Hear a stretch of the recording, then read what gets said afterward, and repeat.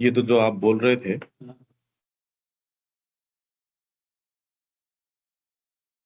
ये 13वें वॉल्यूम का है। Problems of existence are problems of harmony, यही है ना। ये कोटेशन पहले तो ये कर लेते हैं भी, ये क्या अर्थ है इसका।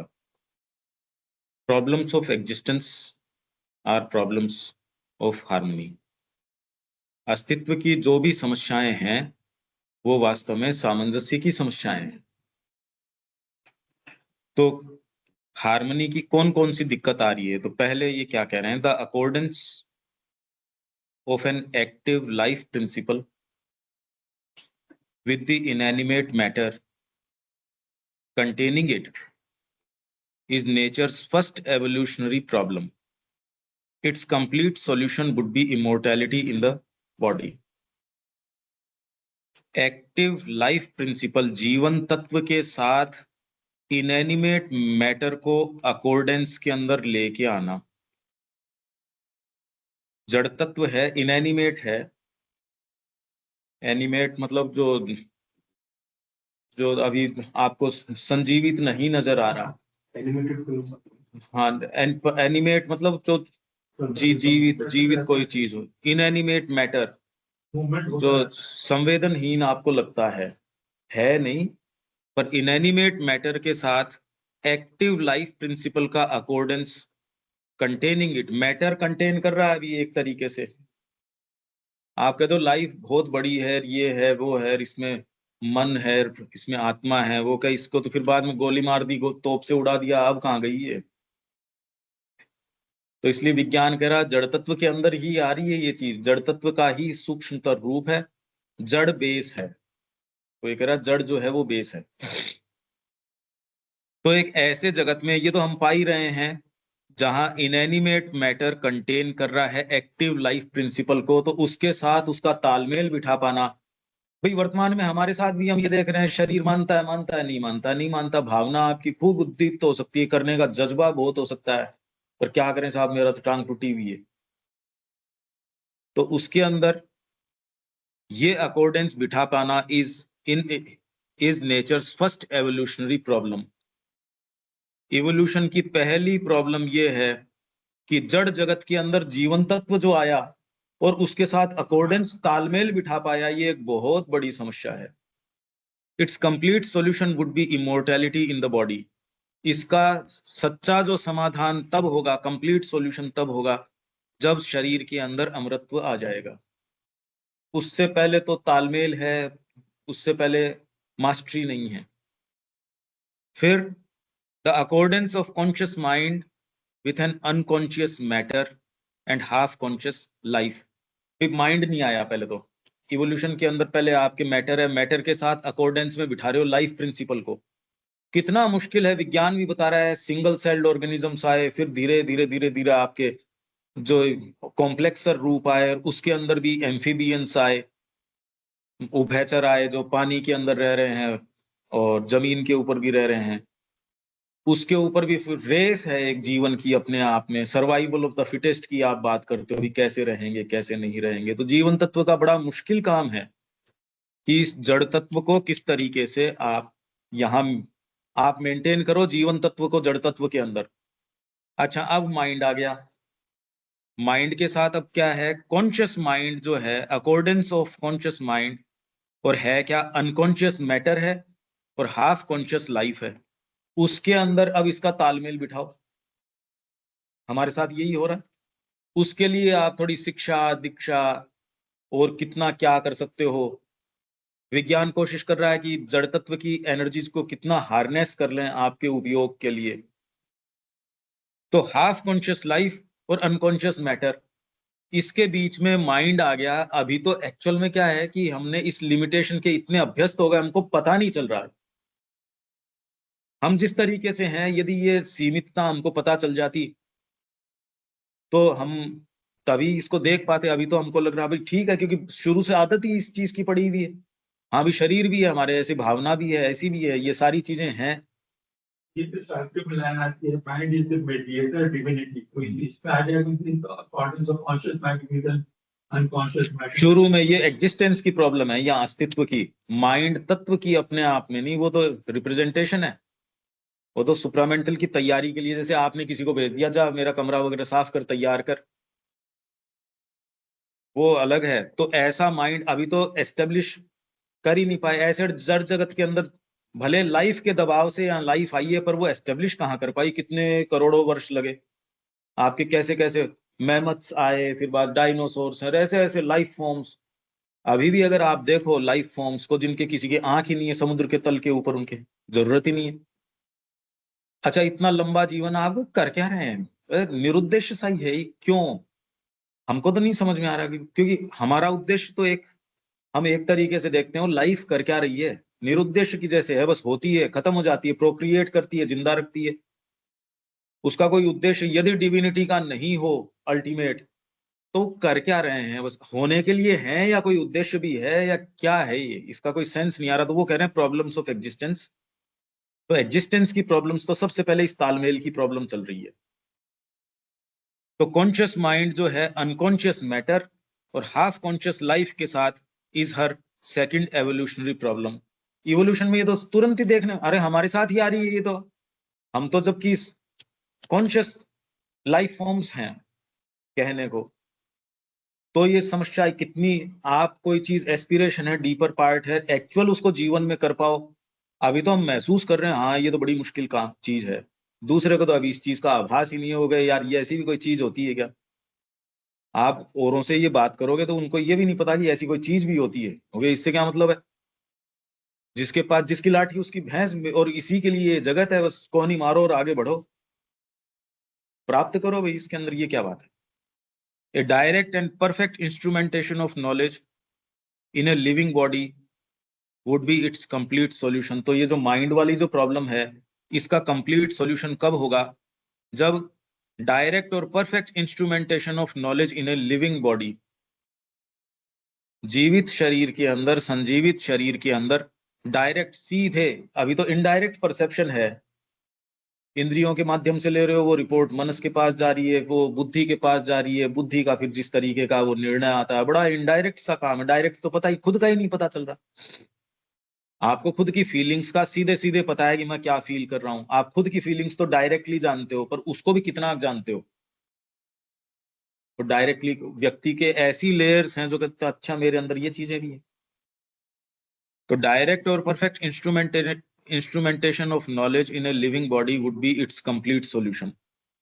The accordance of immortal spirit with A mortar. तो सबसे पहले तो प्राण तत्व की दिक्कत आई मैटर के साथ, माइंड की दिक्कत आई हाफ कॉन्शियस लाइफ और इनएनिमेट मैटर के साथ अकॉर्डेंस में आने में। अब इससे ऊपर स्पिरिट आ गई, वो स्पिरिट को झेलना पड़ेगा, ऐसा हमारा जैसा माइंड अज्ञानी, लाइफ और जड़ तत्व दोनों हैं। तो तीसरी प्रॉब्लम इसके साथ क्या आ रही है, immortal spirit with A mortar mind life and body, उसके साथ अकॉर्डेंस तालमेल कैसे बिठाए कि आपने ब्रह्म का साक्षात्कार कर लिया, अगर इमोर्टेलिटी का तत्व यहाँ नहीं हो तो अभी तक जो यहाँ से भाग निकलने वाला काम था ठीक ही था, क्या गलत है उसके अंदर, अगर फंडामेंटली यहाँ कोई चीज नहीं हो सकती।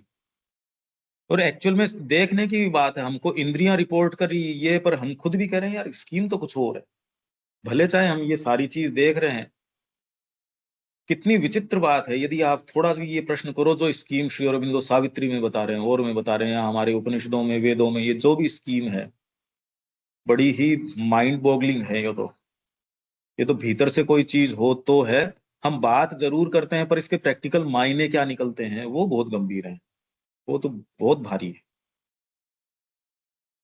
तो स्पिरिट जो है इमोर्टल, उसको अकॉर्डेंस में लाना, ये एक थर्ड और फाइनल प्रॉब्लम है।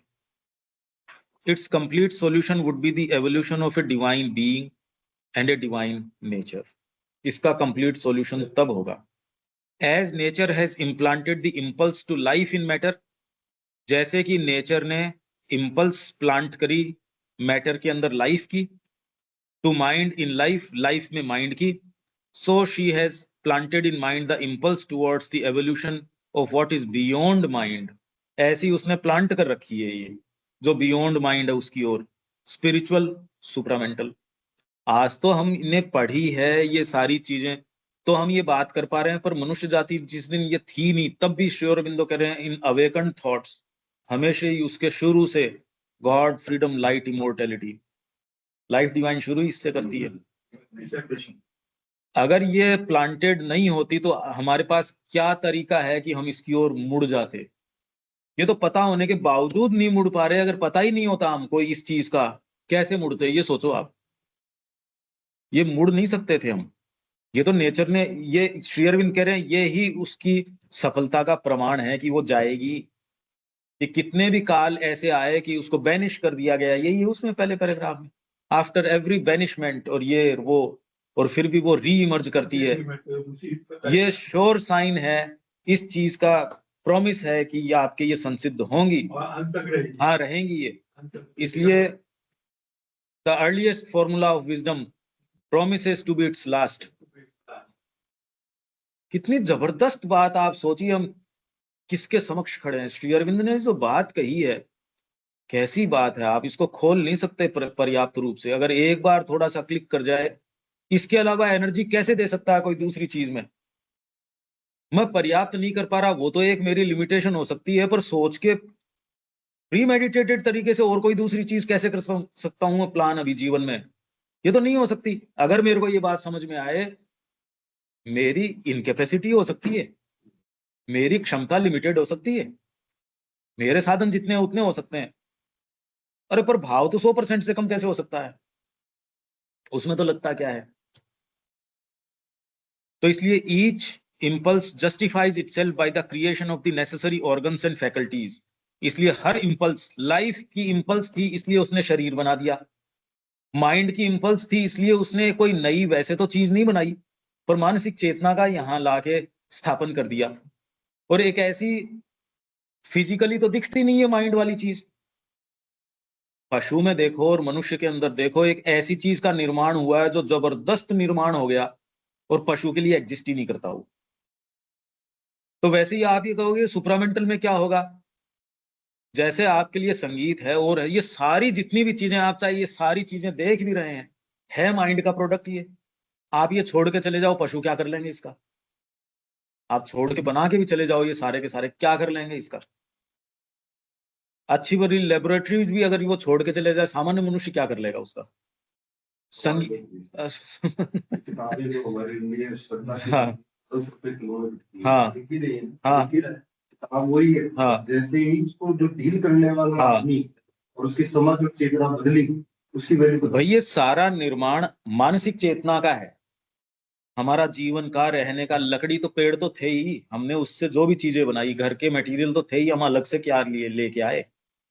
वैसे जीवन को आप क्या बनाते हो, वो चेतना के आधार पे बनता है। तो इसमें एक ऐसा चरण आगे आएगा, हाँ शरीर में जो नेसेसरी चेंजेस है वो भी होंगे। आप जब एक डीपर व्यक्ति होते हो तो आपकी बाहरी क्रियाओं में झलकता है, पर वो जो आंखें देख सकती है उसको तो दिख जाएगा। तो वैसे ही अब जो नेक्स्ट विकास होगा, ये कह रहे हैं each impulse justifies itself by the creation of the necessary organs and faculties. और जिसके वो फैकल्टीज नहीं है उसके लिए नॉन एग्जिस्टेंट है वो चीज। तो आपको चाहे कितनी बताते रहो, बता थोड़ी सकते हो आप किसी को? आप नहीं बता सकते, उसके लिए एग्जिस्ट ही नहीं करती, तो आप बताओगे कैसे? नेसेसरी फैकल्टीज चाहिए। मैं कह रहा हूं वाह क्या संगीत है, और दूसरा कहता है कहां बोर कर दिया लाके। यही प्रश्न कई बार इसीलिए आता है कि जब सुपर माइंड की या लाइट मैन की बात करते हैं, तो जो चीज श्री अरविंद ने देखी स्पष्ट रूप से, उनके कंटेम्परेरी उस चीज को नहीं देख पा रहे तो वो उनकी कोई कमी नहीं है, मतलब वो उनमें वो उस तरह की ओपनिंग नहीं है, तो नहीं है उसका तो कोई क्या। ओपनिंग से नहीं, ये तो कह रहे हैं मेरा कार्य है धरती के ऊपर, ये श्री कृष्ण ने ये कहा नहीं है आपका ये कार्य नहीं है, इसीलिए उनको निर्देशित किया इस कार्य की ओर। नहीं तो सामान्य व्यक्ति की तो बात छोड़ो, अच्छे भले लोग आए ही हैं भाई, कितने जबरदस्त लोग आए ही है ना यहाँ। बिल्कुल क्या होगा मेरा, मैं तुम जब इवोल्यूशनरी प्रक्रिया को देखते हैं तो उसके अंदर भाई श्री अरविंद को भी तो कई वो जो क्या नाम है उसका, अलीपुर जेल में जब जो भी 7 दिन या 14 दिन तक एक लंबा आध्यात्मिक स्तर पे सूक्ष्म लोक में जो बातचीत हुई, तो उसमें कुछ संकेत मिले श्री अरविंद। हालांकि वो बाद में बोलते हैं कि सुपर माइंड जैसी नाम उस समय नहीं था, हाँ। लेटर ऑन श्री अरविंद ने वो किया। हाँ ये तो तो इसमें से क्या ये नहीं निकलता कि इवन स्वामी विवेकानंद ने भी कहा बात कही, भाई जो भी यहाँ पे आए उनके लिए एक वर्क था कि इनको एक काम करना है हाँ। धरती पे। ऐसे ही श्री अरविंद आए, उन्होंने पहले स्वतंत्रता संग्राम में अपना एक योगदान दिया, जो भी वहां पे इंटरवेंशन किया। उसके बाद जब नियति को लगा कि भाई आपको तो यहाँ पे किसी दूसरे मतलब एक और काम जो शायद उससे महत्वपूर्ण है, और उसमें उनका काम हो गया।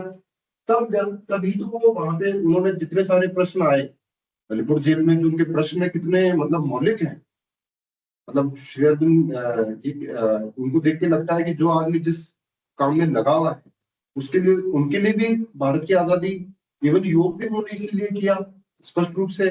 वो तो इवन जगदम्बा से पूछते हैं कि बड़ौदा में ही सारा कुछ बात कर दिया था, उन्होंने कहा देश की करना है, इस धरती की करना है, तो फिर वहां से वो जो तो अब जब कई बार जैसे मुझे लगता है जो तुलना या एक वो जो कंपैरिजन करने का एक कई बार होता है, जैसे कल भी कुछ कुछ बातें कर रहे थे, तो वो मुझे लगता है फ्यूटाइल है।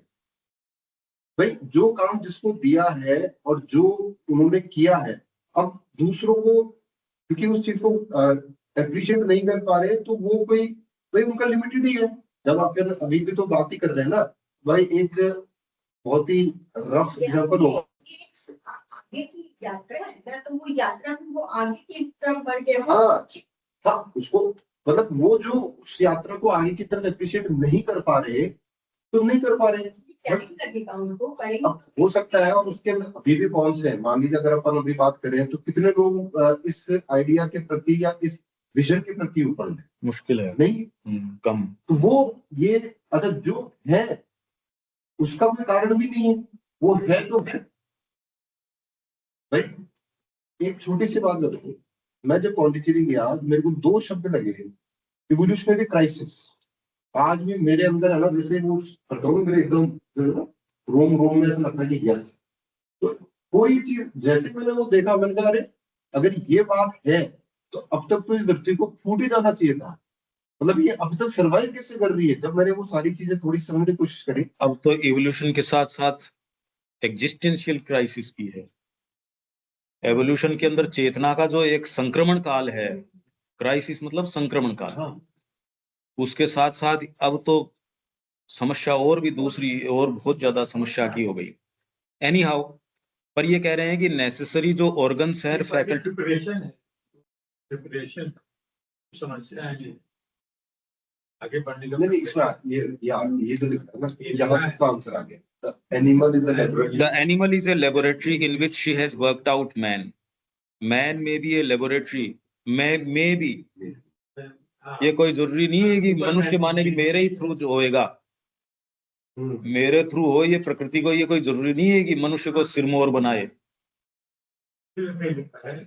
Man may be in which she wills to work out the superman, the being of a divine nature. हम यदि सचेतन सहयोग करते हैं, उसकी पुकार करते हैं, नहीं तो वो उसके मीन्स मतलब वो हमारी मोहताज है। अरे भाई प्रकृति यहां तक जब ला सकती है तो उसको मतलब ऐसी क्या आफत आ रही है।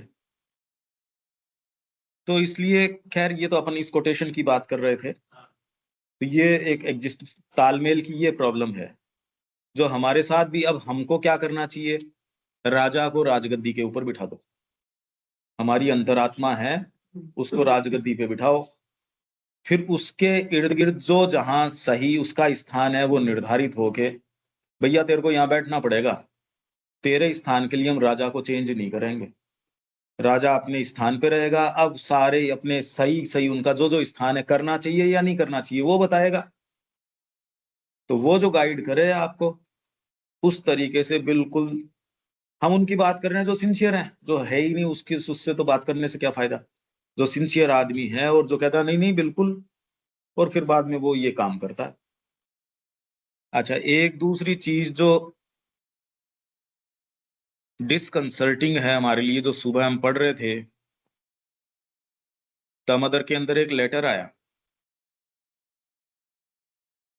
ये एक व्यक्ति को श्री अरविंद कह रहे हैं, हम जो ये बात कर रहे हैं श्री अरविंद भी मौजूद हैं और माँ भी मौजूद हैं। सुबह एक प्रसंग में ये चीज आई, क्योंकि हम इसको धारा प्रवाह पढ़ रहे हैं। ये कह रहे हैं यहाँ श्री दामोदर का है, दामोदर में, I do not know how far it is wise not to come to प्रणाम। व्यक्ति ने कह दिया श्री अरविंद को और इंसिस्ट कर रहा है कि मैं प्रणाम पे नहीं आऊंगा। हम जो ये भावना और ओपनिंग की वो बातें कर रहे हैं, वहां दोनों विद्यमान हैं और वो इंसिस्ट कर रहा है। मतलब श्री अरविंद ने कहा नहीं ऐसा मत करो, उसके बाद वो इंसिस्ट कर रहा है कि मैं प्रणाम पे नहीं आऊंगा। तो करेगा क्या फिर वो? The results in others have not been brilliant. दूसरों के अंदर भी इसके परिणाम, मतलब आप ये सोचो दूसरे लोग भी थे जो मनमर्जी है प्रणाम पे गए गए, नहीं गए नहीं गए। हमारे जो ये भाव है कि माँ है, श्री अरविंद हैं, श्री अरविंद ये कह रहे हैं कि भैया देख, आई डू नॉट नो। अब ये कहने का कितना एक अच्छा तरीका है। वैसे तो मैं नहीं जानता कि इसमें कितनी ब्रिलियंस होगी कि how far it is wise not to come to प्रणाम, प्रणाम में न आए। ये कितनी कि ये तो तेरे जो विचार है कितना वाइज है, मैं नहीं जानता। The results in others have not been brilliant. दूसरों में भी इसके जो रिजल्ट्स हैं लोगों में, हम नहीं आएंगे प्रणाम में, क्योंकि माँ से हम तो यहाँ ज्यादा बढ़िया मिल लेते हैं, अंदर से ओपन टूवर्ड्स दी मदर, और ये वो वहाँ फिजिकली मौजूद है दोनों। अगर लिख रहे हैं तो दोनों हैं ही वहाँ। तो मानव प्रकृति के वहम निकल जाते हैं, आप पत्र अगर पढ़ो तो। अच्छा फिर, but if it is only for a few days and you insist, I shall not refuse. कुछ दिन के लिए तू कहता है कि मैं नहीं आऊंगा, तो भाई ठीक है। और क्योंकि तू इंसिस्ट कर रहा है, मतलब इंसिस्ट कब होता है? मैंने कह दिया, आपने नहीं माना, फिर मैंने कह दिया, तो दो तीन बार करो तो उसको इंसिस्ट कहते हैं। एक बार में तो इंसिस्टेंस नहीं है। आपने कहा, मैंने कहा नो या यस, और आपने फिर उससे कंप्लाई किया उस चीज को, तो इंसिस्टेंस नहीं है। आप मेरे को कन्फ्रंट कर रहे हो बार बार बार बार, तो इंसिस्टेंस हो गई एक से ज्यादा बार। तो अगर क्योंकि तू इंसिस्ट कर रहा है तो मैं रिफ्यूज नहीं करता। बाकी ये कोई अच्छा आइडिया नहीं है कि तू प्रणाम पे ना आए। The real thing is, however, a change of the mental attitude, getting out of the world of ideas and feelings built by your mind. तेरे मन ने एक जाल बुन लिया है, which is a prison into a freedom and openness to the divine that would be the most helpful to you. इस prison से निकल और बाहर आओ। There would soon then be a compass and a rudder. तब तेरे को एक दिशा सूचक मिलेगा। उससे पहले किसका दिशा सूचक?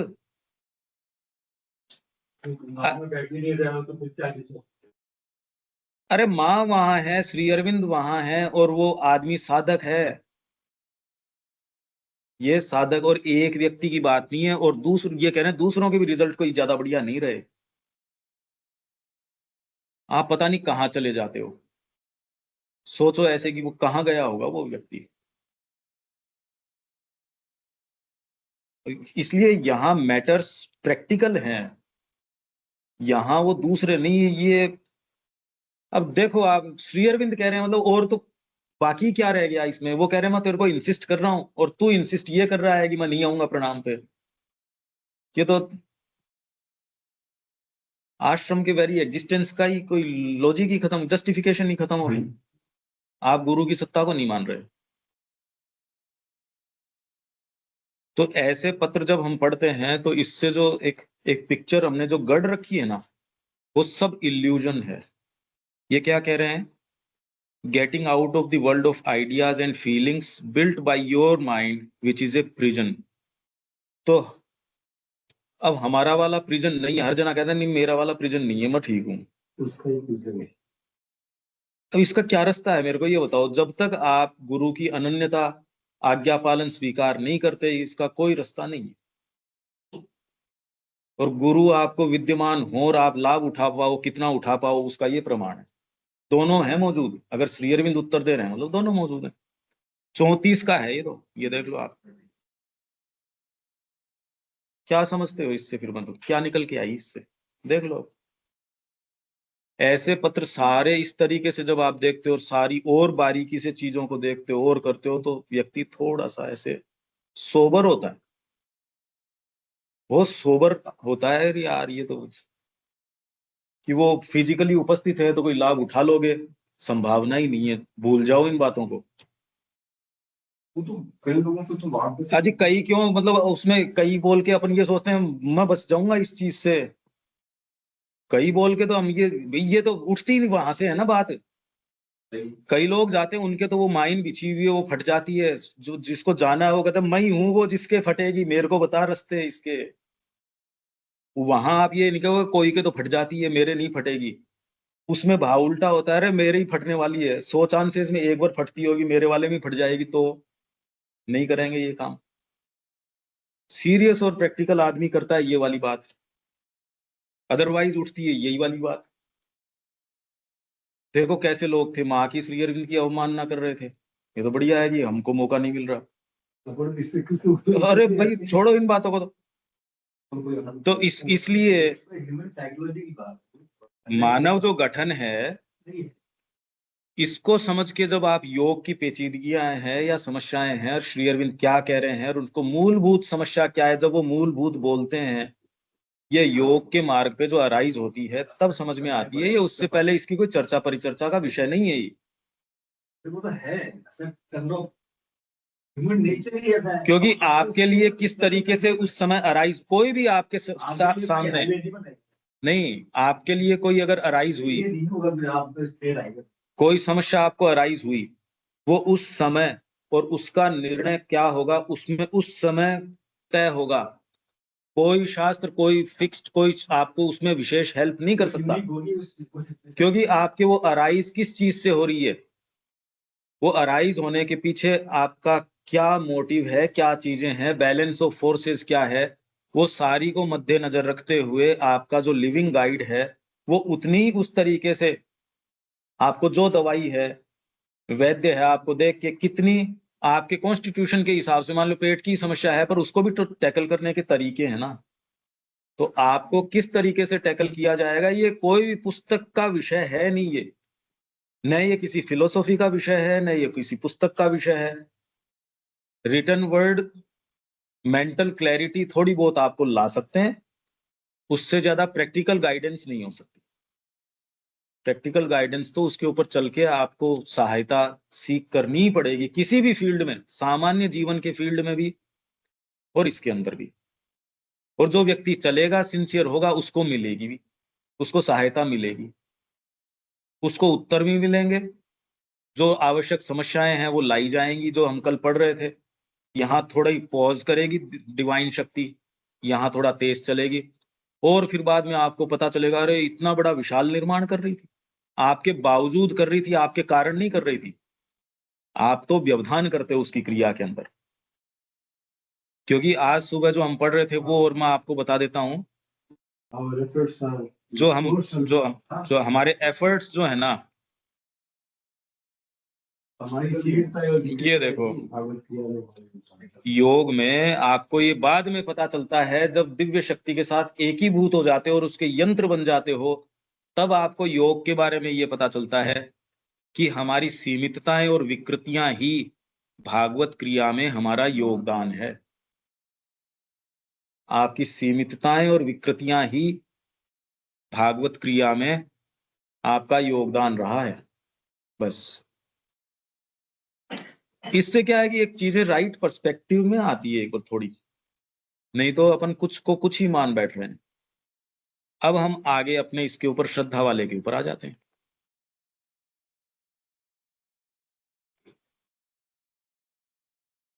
पूर्ण श्रद्धा का अर्थ है हमारी समग्र सत्ता का उस सत्य को स्वीकार करना जिसका उसे साक्षात्कार हुआ है।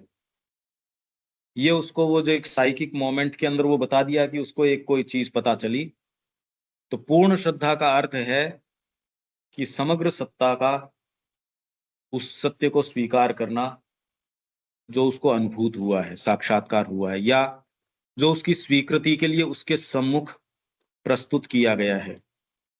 और ऐसी श्रद्धा की केंद्रीय क्रिया है अस्तित्वमान रहने चरितार्थ करने और वही बन जाने के अपने संकल्प में, आत्मा और पदार्थों विषयक अपने विचार में तथा अपने ज्ञान में अंतरात्मा की श्रद्धा।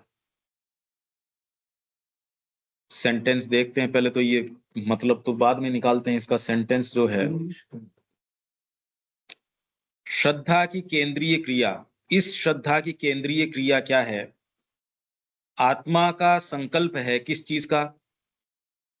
अस्तित्वमान रहने, चरितार्थ करने और वही बन जाने का संकल्प है आत्मा का। और पदार्थों विषयक अपने विचार में तथा अपने ज्ञान में अंतरात्मा की श्रद्धा। ये केंद्रीय क्रिया है श्रद्धा की, कि आप क्या हो वास्तव में। भाई अंतरात्मा और आपको मोल्ड कैसे करेगी? हाइब्रिड की तरह से काम कर रही है। आपको मोल्ड और करेगी कि किस तरीके से आप जो एक ट्रुथ कैरी करते हो, उसको इस सारा जो आपको एक सारा सेटअप दिया जाता है संसार का, विचारों का, परिवार का, नेशनलिटी का, एटाविज्म का, शिक्षा, पता नहीं क्या क्या, फिर उसमें आपको शॉक्स हैं, ट्रायल्स हैं, प्लेजर्स हैं, पेन्स हैं, इन सारों से आप निकलते हो, पर आप उसी तरीके से ग्रहण करते हो चीजों को जो भीतर से वो चीज जो है वो कैसे। तो इसका जो संकल्प है ना, अस्तित्वमान बने रहने, चरितार्थ करने और वही बन जाने, ये आत्मा का जो संकल्प है, पर इसका हमको पता नहीं रहता।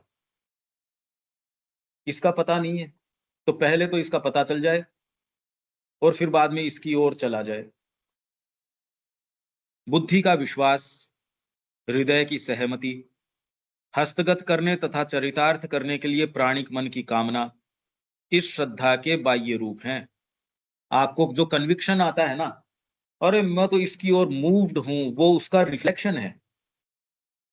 आपको जो ये आता है माइंड से कि करने लायक तो जीवन में काम ही यही है, वो भी इसका रिफ्लेक्शन है। पूरी पिक्चर तो इसकी बनाई ही नहीं जा सकती। इस मीडियम में ये क्या बनना चाहती है उसको पूरे तरीके से तो कम्युनिकेट माइंड में किया नहीं जा सकता। आपका कितना भी एडवांस टेक्नोलॉजी हो कैमरे की, वो तो जितना खींच सकता है वो तो सारे लेयर्स नहीं खींच सकता ना। आप 360 भी खींच लोगे तो भी भौतिकी तरीके से देख सकते हो। तो आपका जो बोध है, बौद्धिक रूप से आप जो विश्वास करते हो, हृदय की सहमति, हस्तगत करने तथा चरितार्थ करने के लिए प्राणिक कामना, प्राण जो है उसके लिए पूरी एनर्जी दे रहा है, नहीं नहीं करना यही चाहिए। अगर ये श्रद्धा भीतर नहीं हो तो स्पोर्ट्स में भी नहीं जा सकते, आप कोई भी फील्ड में एक्सेल नहीं कर सकते। अगर भीतर आपके अगर डाउट हो और अगर यही भान करने लायक काम नहीं है, बेकार काम है ये, तो आपके तो उसमें एनर्जी खत्म हो जाएगी। अगर ये कन्विक्शन नहीं हो तो एनर्जी नहीं रहती। जिस व्यक्ति की डाउट है भाई कर तो रहे हैं, पर देखो ठीक है, उसी काम को दूसरा व्यक्ति जिसको है कि करने का पूरा काम ही यही है, पूरी एनर्जी उसमें देता है, दोनों में फर्क आ जाएगा। ये जो काम बाहरी कारण है उससे सफलता नहीं है, पर जो भीतर कन्विक्शन आया, अब इसको अरेंज नहीं किया जा सकता। उस साइकोलॉजी को जो वहां तक लेके जाती है कि आपके ये कन्विक्शन की सब कुछ इसके लिए झोंक दो, चाहे कोई भी उद्देश्य हो। इसलिए जब तक भी कोई एक कॉज के पक्ष में एक आत्मा भी खड़ी रहती है, that cause is never lost. Aphorism में वो कह रहे हैं, कोई भी कॉज अगर एक आत्मा भी उसके पक्ष में खड़ी है, एक आत्मा भी यदि किसी कॉज के पक्ष में खड़ी है, तो वो कॉज लॉस्ट नहीं हो सकता। चरितार्थ होगा या नहीं होगा वो बाद की बात है, पर वो लॉस्ट नहीं होगा, बना रहेगा वो। ये मैकेनिज्म है, ये कार्य है। यहाँ पर ये विश्वास आ जाना, इसका अरेंजमेंट नहीं किया जा सकता, उसी की तो कोशिश कर रहे हैं अपन। ये सारी चर्चा परिचर्चा, श्री अरविंद के शब्दों का हम जो ये बार बार आस्वादन जो कर रहे हैं, चीजें कर रहे हैं, ये हमको अभी कन्विंस कर रहे हैं हाँ ऐसा हो सकता है। जैसे सुबह कितने लंबे समय से अनिल जी कह रहे हैं अभी अब लगता है हाँ हो तो सकता है कि भाई मुश्किल तो है, पर बाहरी चीज में अब विश्वास तो हाँ हो तो सकता है, किया तो जा सकता है। फिर बाद में कि करने लायक काम भी यही है, और फिर ये आ जाए नहीं करेंगे यही, डे लाइट की जैसे दिखने लगे। अब आप तो एक अनशेकेबल ग्राउंड के ऊपर हो, अब आप जाओगे, चाहे बाहरी व्यवस्थाएं कुछ भी हो, वो कुछ भी कुछ कोई व्यक्ति जा पाता है, कोई नहीं जा पाता। क्यों है? क्योंकि उसका फेथ मोल्ड करता है।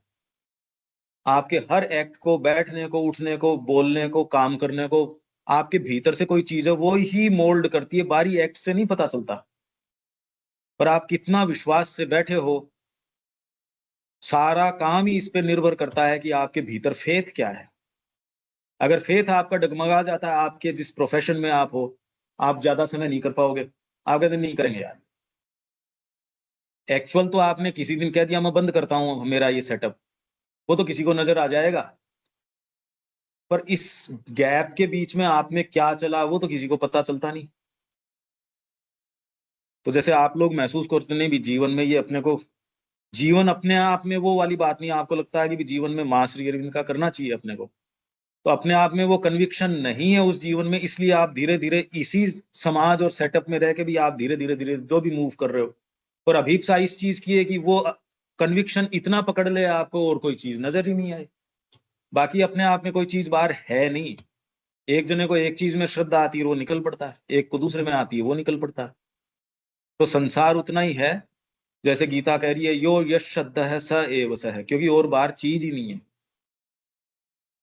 पर इसका अरेंजमेंट कैसे किया जाए, तो वो करें जिसमें श्रद्धा है वो ही दे सकता है, जिसमें साहस है वो ही दे सकता है।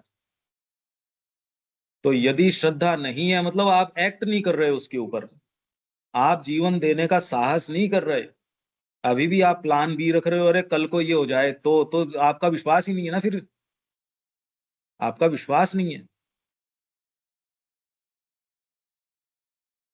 तो ये सारे के सारे ये बात है। हैं। Availability seem to be lost from moment, but it's never abandoned. हाँ, a cause is never lost. Never lost. It's Of- never, of it's never origin. abandoned.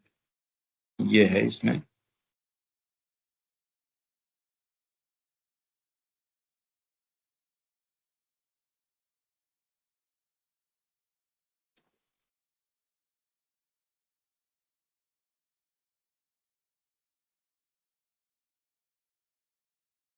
कहाँ है इसमें?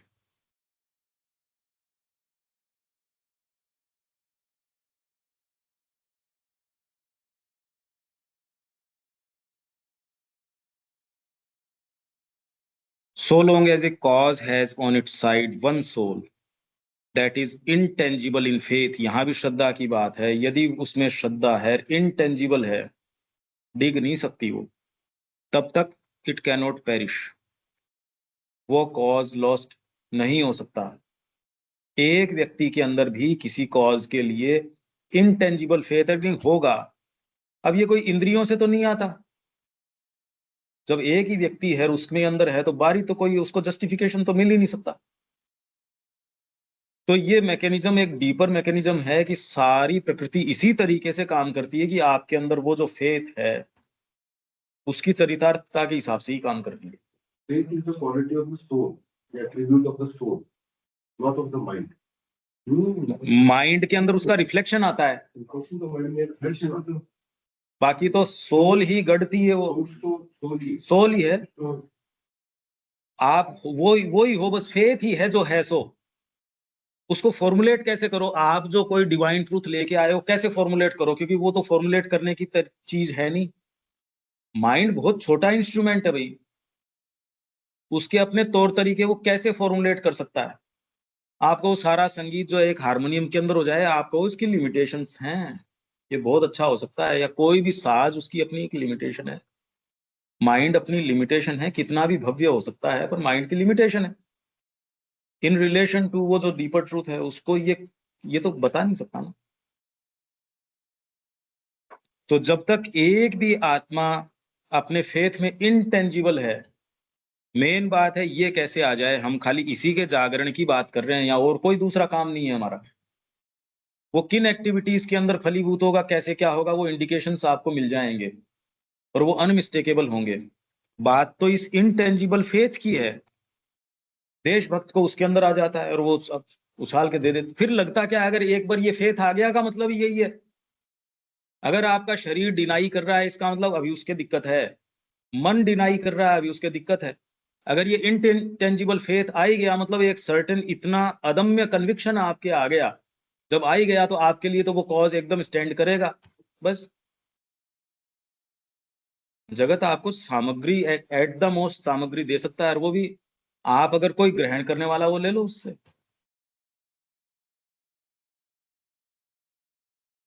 तो ये क्या कह रहे हैं, हमारी सत्ता की क्रिया के लिए अनिवार्य है। यह आत्मा की श्रद्धा अपने किसी न किसी रूप में हमारी सत्ता की क्रिया के लिए अनिवार्य है, और इसके बिना मनुष्य अपने जीवन में एक पग भी नहीं चल सकता। आध्यात्मिकता नहीं, सामान्य जीवन में भी नहीं चल सकता कि मैं इस तरीके से करूंगा तो घर ठीक चलेगा, इस तरीके से करूंगा तो इस सिस्टम ठीक चलेगा। ये तो आपको फेथ रहता ही है, और वो गड़बड़ा जाता है तो देखो आपके सामान्य जीवन में भी कितनी दिक्कत आ जाती है। अब तक अप्राप्त पूर्णता की ओर कोई कदम आगे बढ़ना तो दूर रहा। अप्राप्त पूर्णता, कोई नया एडवेंचर तो आप ले ही नहीं सकते यदि फेथ नहीं हो तो। वर्थ वाइल कोई भी एडवेंचर बिना फेथ के नहीं लिया जा सकता। यह इतनी केंद्रीय और आवश्यक वस्तु है कि इसके विषय में गीता का यह कहना उचित ही है, किसी मनुष्य की जो भी श्रद्धा होती है वही वह होता है, यो यश श्रद्धः स एव सः। और इसके साथ ही यह भी कहा जा सकता है कि जिस वस्तु को अपने अंदर संभव के रूप में देखने और उसके लिए प्रयत्न करने की श्रद्धा उसमें होती है, उस वस्तु का वह सर्जन कर सकता है और वही बन भी सकता है। आज हमको लग रहा है अभी ये संभव है, श्री अरविंद यही चीज लेके आए, उससे पहले तो संभवता की बात ही नहीं थी। अब आप बात तो कर रहे हो, हालांकि संभव तो आपकी प्रकृति को लगे उस दिन की बात अलग है।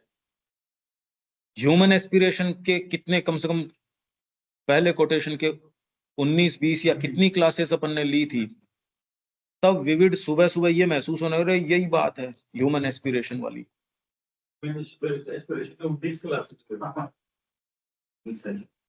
आप सोचिए कि उसके 19 घंटे की उसके ऊपर जो चर्चा है रोज प्रतिदिन, और ये थोड़ी वो सेम इतना सा ही पैराग्राफ है उन्हें तो,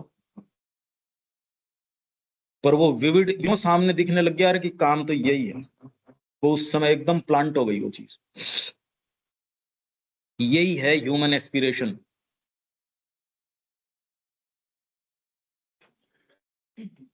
जब इस तरीके से एक एक विचार को किसी पे 30 दिन, किसी पे 25 दिन एक ही उसके ऊपर करते हैं तो धीरे धीरे लेयर्स निकल के आती है। आध्यात्मिक अर्थ में श्रद्धा कोई मानसिक विश्वास नहीं है जो विचलित हो सके और बदल सके। मन में यह ऐसा रूप ले सकती है विश्वास का और का, पर वह विश्वास स्वयं श्रद्धा नहीं है, वह तो उसका केवल बाहरी रूप है। ठीक वैसे ही जैसे शरीर बाहरी आकृति तो बदल सकती है पर आत्मा वही बनी रहती है, वैसी ही बात यहां भी है। श्रद्धा अंतरात्मा में विद्यमान एक निश्चयता है जो तर्क बुद्धि पर, किसी एक या दूसरे मानसिक विचार पर, परिस्थितियों पर, मन या प्राण या शरीर की किसी एक या दूसरी क्षणिक अवस्था पर निर्भर नहीं करती। भाई किसी व्यक्ति के पास गए, जो माँ जो कल लगातार कह रही थी, किसी व्यक्ति के पास गए, अब दिखने तो बारी शारीरिक ढांचा ही तो दिखता है। क्या दिखा उसके अंदर कि आपने आजीवन उसको, कि आपकी कोई आध्यात्मिक, आपको कुछ नहीं चाहिए, आपको कोई दर्शन नहीं चाहिए, कोई पोजेशन आपके वो तो चाहिए ही नहीं। खैर वहां कि आप दोबारा कभी रिटर्न ही नहीं किए। पहले कितने लोग दर्शन के समय मां श्री अरविंद के पास गए, वो रिटर्न ही नहीं किया उन्होंने। ऐसा क्या है, ऐसी क्या चीज है? और वहां कुछ लोगों में डेफिनेटली आप देख सकते हो, उनके चेहरे पे जो भाव है, इस जगत के सारी निधियां भी इकट्ठी कर दो तो वो भाव अलग है, वो आप अरेंज नहीं कर सकते। उसके चेहरे का जो भाव है वो इतनी कीमती चीज है वो। कृष्ण प्रेम को इस चीज की कीमत थी। उन्होंने कहा बुद्ध की प्रतिमा के ऊपर मैंने जो भाव देखा, ये संभव तो है क्योंकि चेहरे के ऊपर आ गया। यही करने का काम है। उस व्यक्ति को वो चीज दिख गई। देखो अब यूं तो कोई प्रतिमा देख के अपना जीवन डाल दे, और वो तो उभरता हुआ आदमी था। आप जिसको सफलता के मानक कहते, उसमें तो था वो ऑलरेडी। यहाँ भारत के अंदर आए, प्रोफेसर वो बने, प्रकार ये तो बिना किसी सिफारिश के भी वाइस चांसलर बन जाएगा, और 1200 रुपए इसकी तनख्वाह होगी। और यहाँ वो नौकरी में जा रहा है, 300 रुपए मिल रहे हैं इसको अभी तो। क्या दिलीप दिलीप कुमार ने कहा कि भाई आपने मेरे को बताया नहीं कि आप नौकरी चेंज कर रहे हो और आप छोड़ रहे हो यहाँ से, कि किस लिए बताना है भाई। वो चर्चा परिचर्चा, देखो हम पुस्तकें पढ़ लेते हैं पर उसका वास्तव में जो मायना है ना, वो करें उस दिन वो सारी चीज का अर्थ पता चलता है। यह प्रच्छन्न, प्रच्छन्न मतलब आपके अंदर श्रद्धा छिपी हुई, अंधकारग्रस्त या आच्छादित, आच्छादित कोई चीज से कवर्ड, यहां तक कि बुझ चुकी या नष्ट हो चुकी भी प्रतीत हो सकती है।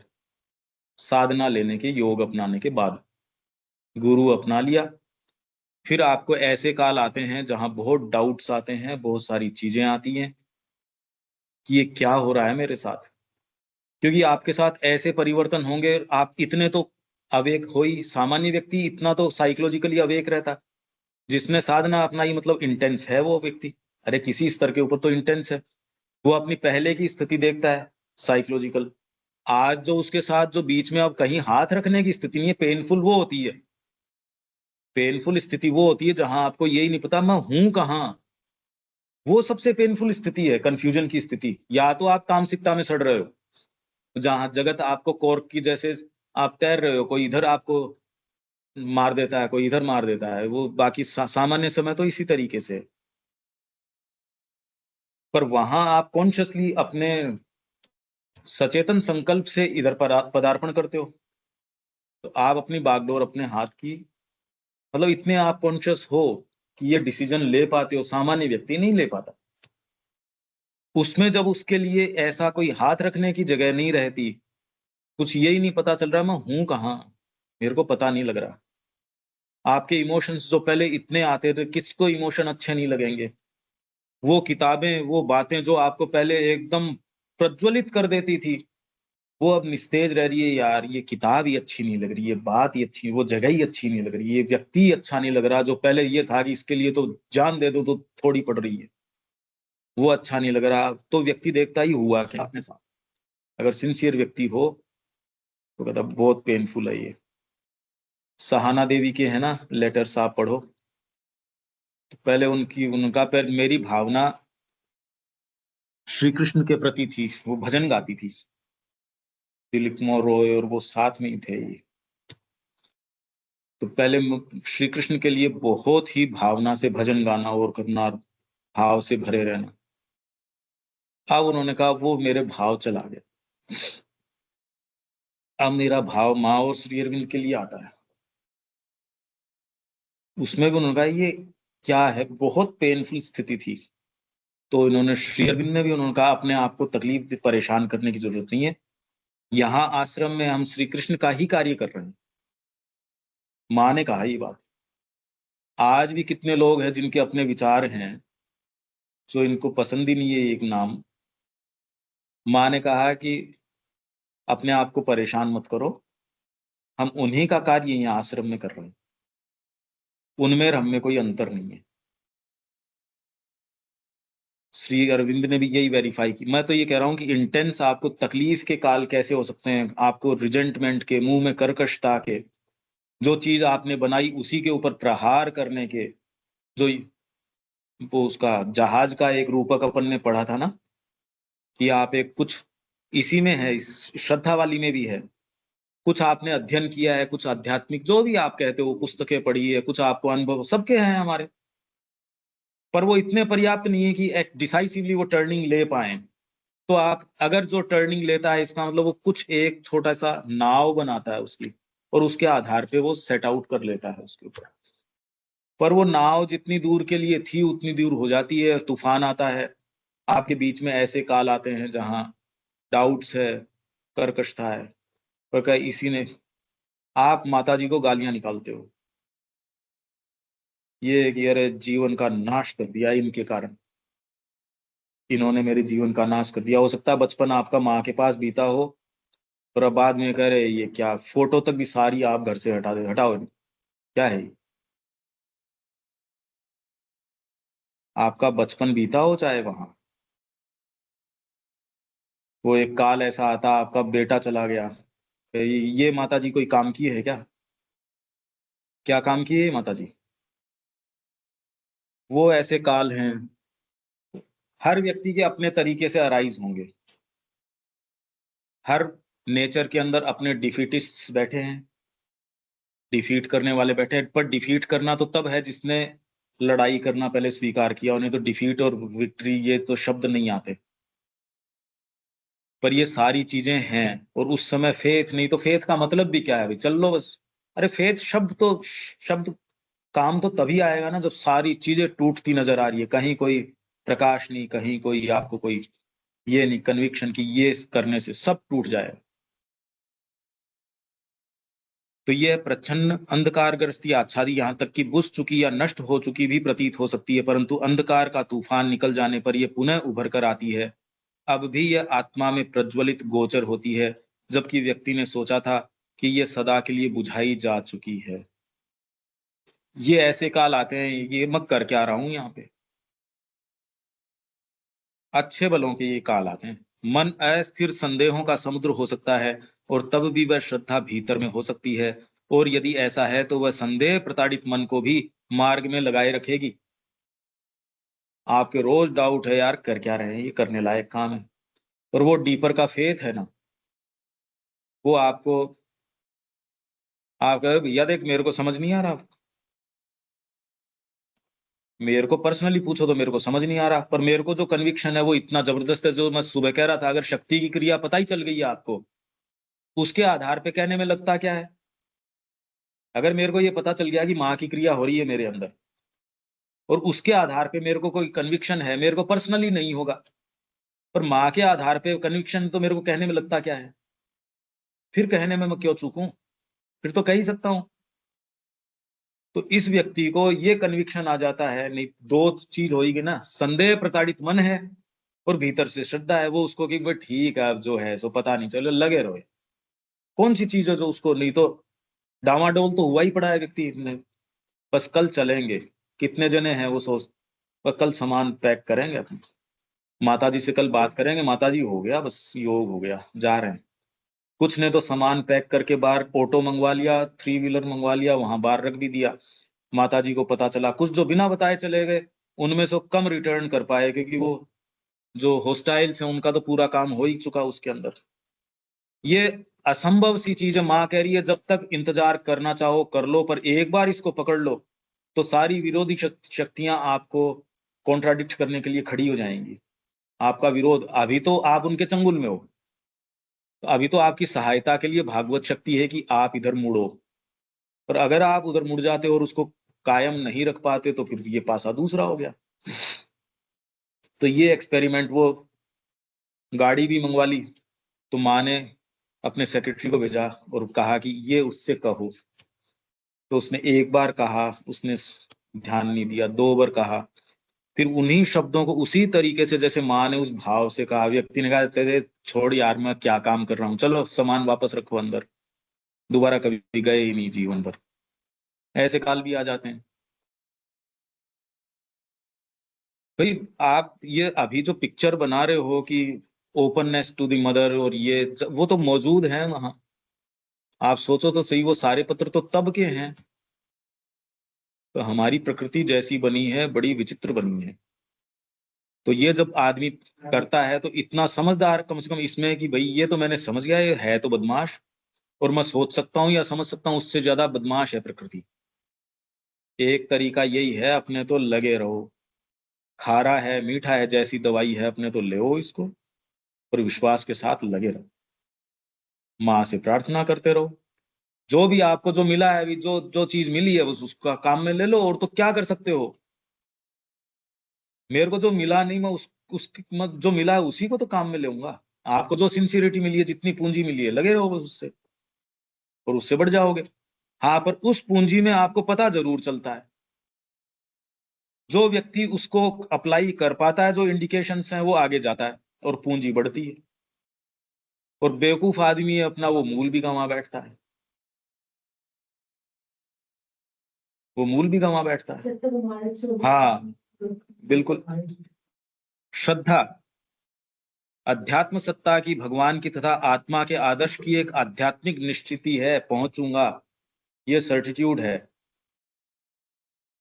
अब इंद्रियों के माध्यम से तो सर्टिट्यूड आता नहीं, अगर भीतर हो तो इंद्रियां ये दिखा देगी यार सारा काम तो माँ का ही चल रहा है यहाँ पे, तो दिख जाएगा।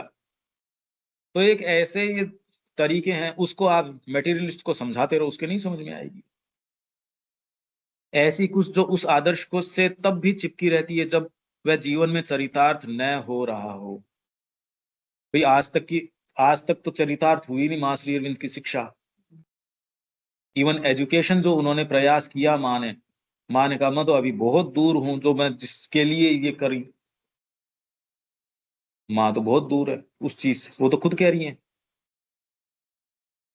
कि मेरे को एक बार बचपन से ये मेरे ड्रीम था कि मेरे पास जब नेसेसरी रिसोर्स होंगे तो एक ऐसा स्थान जहां व्यक्ति अपनी दूसरी प्रतिबद्धताओं से मुक्त होके हायर एस्पिरेशन के अंदर जा पाएगा। जब मेरे को अपने जीवन में ऐसा मिला मौका तो आश्रम की मैंने स्थापना की। पर अब मेरे अपने विचार हैं कि भगवान जिन कंडीशंस में रख रहा है वो ठीक ही रख रहा है, क्योंकि आश्रम में आने के बाद भी the only thing that people do here is chatter chatter chatter. ये कई बार ये प्रश्न आता है, जैसे ये बिल्कुल ये चीज जब कोई व्यक्ति है वो जिंदगी परिस्थितियों में वहां को उनको डील करना, जो भी परिस्थिति है, एक अब वो जो बेसिक चीजों से जैसे खाना पीना रहना और वो जो बेसिक वाली जो चीजें आप उससे एकदम फ्री हो गए। अब अगर उससे फ्री हो गए तो वहां पे वो जो व्यक्ति एकदम जिसको हम कहते हैं ना, कई बार अपने यहाँ पर भी एक वर्ड यूज आता है कि साहब वो जो क्या प्रोटेक्टेड एनवायरमेंट।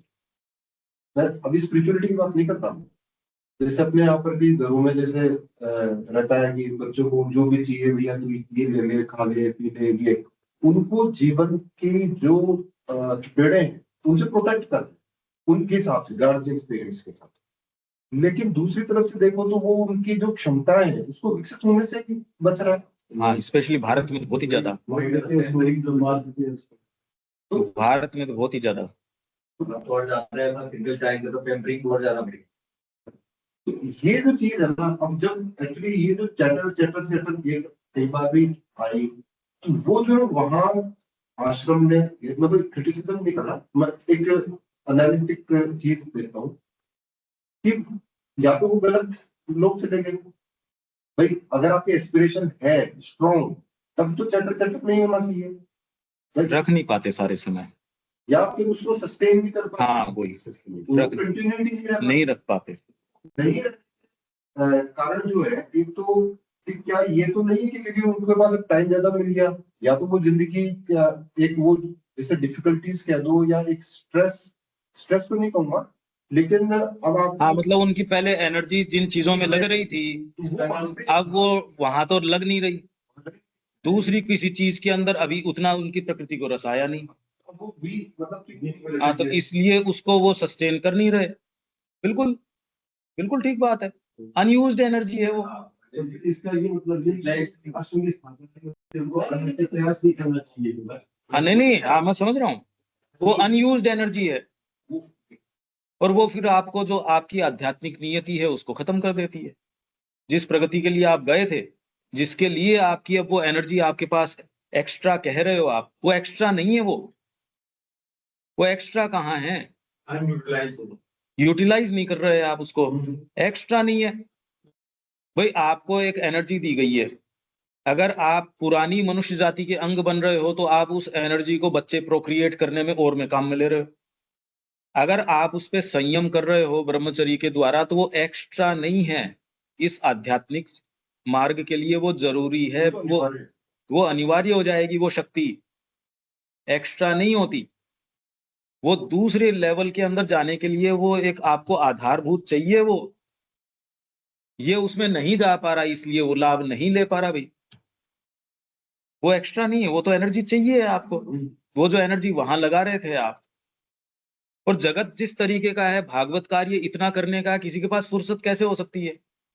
अगर इमेजिनेटिव व्यक्ति भी होगा, कोई आदमी यदि बोर हो रहा है इसका मतलब उसकी इमेजिनेशन ही नहीं है, वो बिल्कुल अनइमेजिनेटिव व्यक्ति है। नहीं तो सामान्य जीवन में भी आप बोर कैसे हो सकते हो, इमेजिनेशन का अभाव है। आपके पास कोई एक किताब नहीं हो तो भी बच्चे को आप एकदम ऐसे एंगेज कर सकते हो। यदि आपके पास, हम कर रहे हैं ना अभी, हम ये कोई किस आधार पे ये सारा का सारा वर्णन कर रहे हैं, ये फ्रेश तरीके से, और सुबह जो कर रहे हैं वो तो उस तरीके से याद करके थोड़ी किया जा सकता है।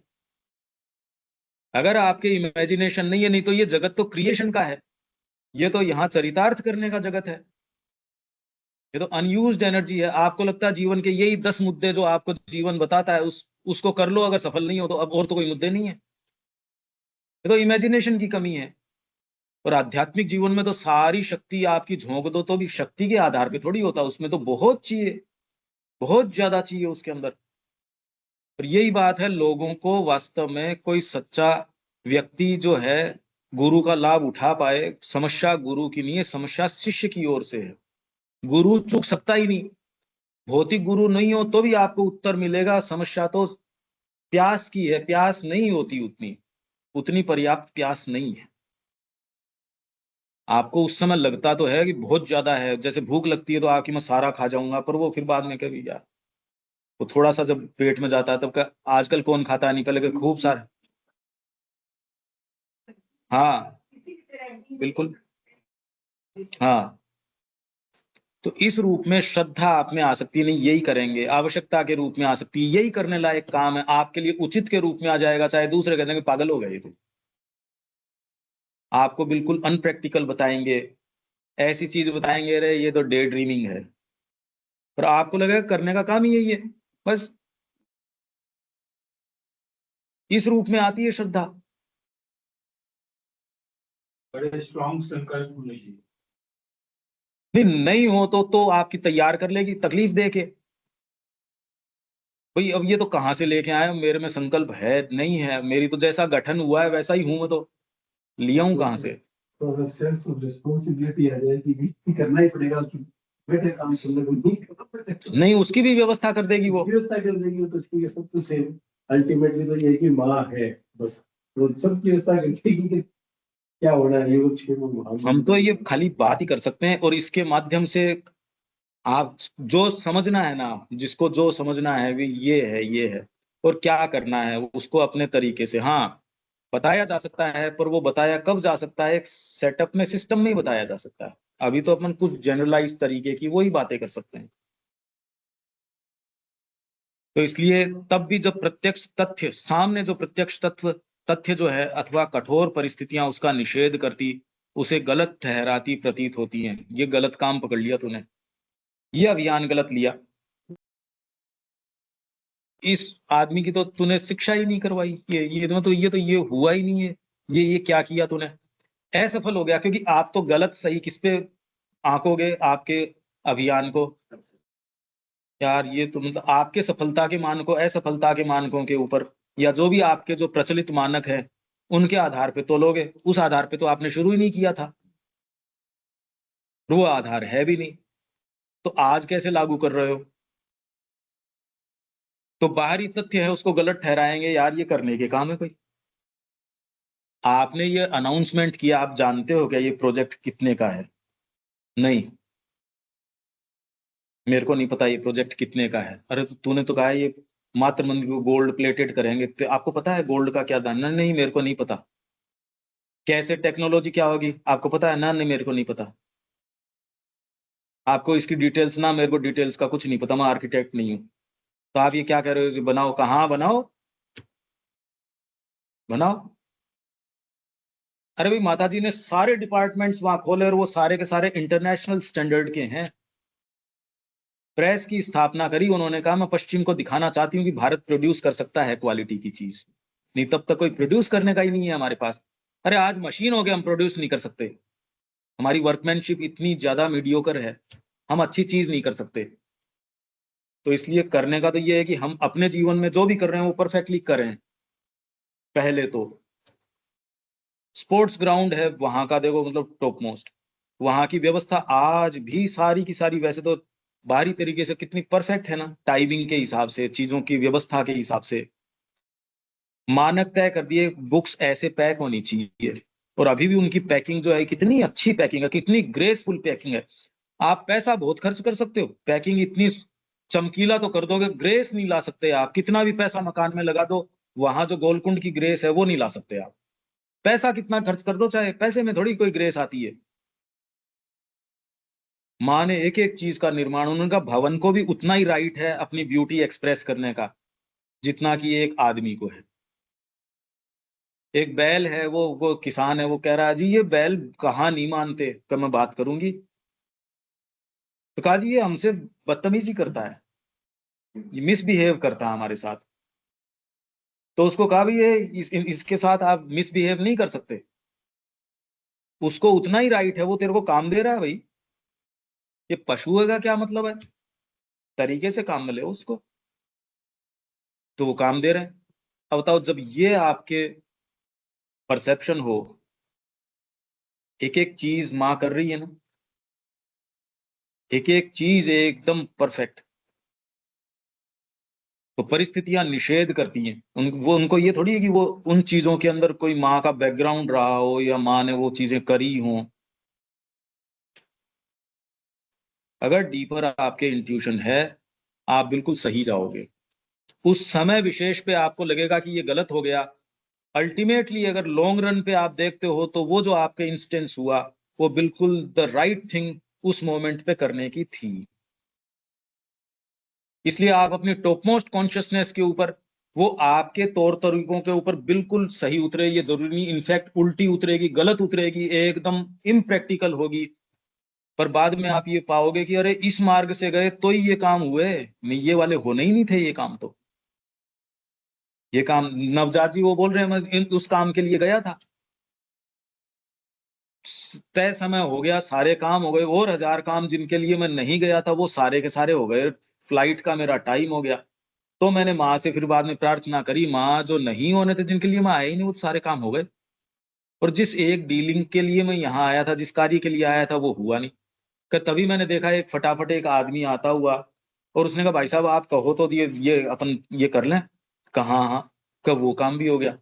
तो कब मैं फ्लाइट में बैठ के मेरे तो आंखों में से आंसू आ गए, रे माँ तेरी क्या मतलब, क्या वर्किंग है तेरी, क्या जबरदस्त काम है। आप उस समय सोचते हो अपने तरीका ये ऐसे करें, अरे यार छोड़ उसको, वो आपको तरीके भी बताएगी, साधन भी देगी। आप ऐसे करो, एक्सटर्नल ऑर्डर्स हाँ, ऑफ थिंग्स जो अपन कर पढ़े थे, एक्सटर्नल ऑर्डर्स ऑफ थिंग्स ये बिल्कुल छोड़ना पड़ेगा। और ये ऐसे मामलों में आपसे जहां एक्चुअल में आपको लगेगा अब तो गड़बड़ हो गया, वहां उस सिचुएशन तक ले जाएगी, वहीं आपका शैल ब्रेक होगा। अरे भाई जहां से चोट करने से ब्रेक होगा वहीं मारेगी, और इधर उधर क्यों मारोगे आप। आपका जिस तरीके का सिस्टम बना हुआ है, जहां जरूरी है अगर वो कृपामयी रही तो वहीं चोट करेगी।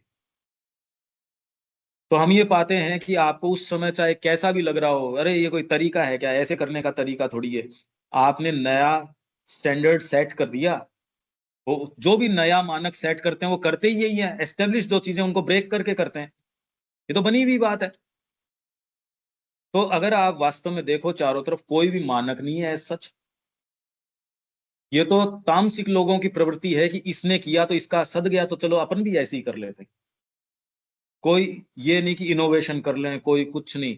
अच्छा जिसको वो इनोवेशन कहते हैं वो भी एक सर्टेन दायरे में कि इतना खेल सकता हूँ, नुकसान भी हो जाए तो इतना प्रेडिक्टेबल रेंज का ही खेलते हैं वो, उससे ज्यादा नहीं। और उसमें भी कि कितना अपने आप को निकाल के फेंक सकते हो वो तो बिल्कुल ही नहीं। तो मनुष्य के जीवन में यह एक सामान्य अनुभव है। यदि ऐसा न होता तो मनुष्य अस्थिर मन का एक खिलौना अथवा परिस्थितियों की कठपुतली होता। सच्ची श्रद्धा अनावृत नेकेड होती है। यह कोई इस या उस चीज में विश्वास नहीं है, मेरी श्रद्धा इन गुरुजी में है, मेरी श्रद्धा ऐसे कहने में आता है, क्योंकि और तो कहो कैसे। तो मन की आदत है वो उसको कोई ना कोई चीज पे हाथ रखने को चाहिए, पर जो चीज भीतर से आ रही है वो ऐसे फॉर्मुलेट नहीं हो सकती। वो तो एक एक भीतर कोई चीज है बस। भी प्रकाश है, आपने लैम्प शेड दे दिया तो वैसी दिखने लग गई, वो आकृतियां जो लैम्प शेड के ऊपर वैसी दिखनी शुरू हो गई। प्रकाश तो प्रकाश है भाई,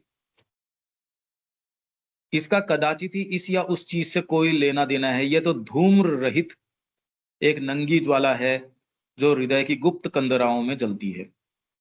वैसे आप चाहो तो ये ध्यान करने का एक अच्छा आपको मिल सकता है। ये एक ऐसी चीज है जो आपके एस्टेब्लिश्ड, और इसमें हवन कौन सी करो इस ज्वाला के अंदर, जो आपके जो भी आपको निरापद जो लगती है ना, ये तो है ही, ये तो नियम है ही। ऐसे तो इसके बिना तो कैसे होगा। वही वाले सबसे खराब चीजें हैं, उनको पहले तो उठा के इसके अंदर डालो। वो नहीं डलना चाहती, और सब डल जाएंगी। ये सब तो ठीक है, लेकिन प्रैक्टिकली तो करना ही है। हाँ ये तो करना ही हाँ, ये तो करना ही पड़ेगा भाई, पड़ेगा। इसके बिना कैसे होगा। ये तो भौतिक अस्तित्व के लिए ये चीज तो जरूरी है ना। काम करने में और जो लोग भी इसमें गए हैं वो लोग क्या कि ठीक है जरूरी है तो इससे क्या होगा, मृत्यु आ जाएगी, कल की बजाय आज आ जाएगी, अभी आ जाए, लो मैं तैयार हूं। एकदम सेंटेंस इसका भाव चेंज हो जाता है जी, इससे क्या होगा, प्रलय आएगी, कल की बजाय आज आ जाए। ये व्यक्ति आगे जाता है। और दूसरा कहता है यार नहीं नहीं, ये तो प्रैक्टिकल नहीं है, ये तो ऐसे नहीं है, ये तो ऐसे नहीं है, वो कहीं नहीं जाएगा।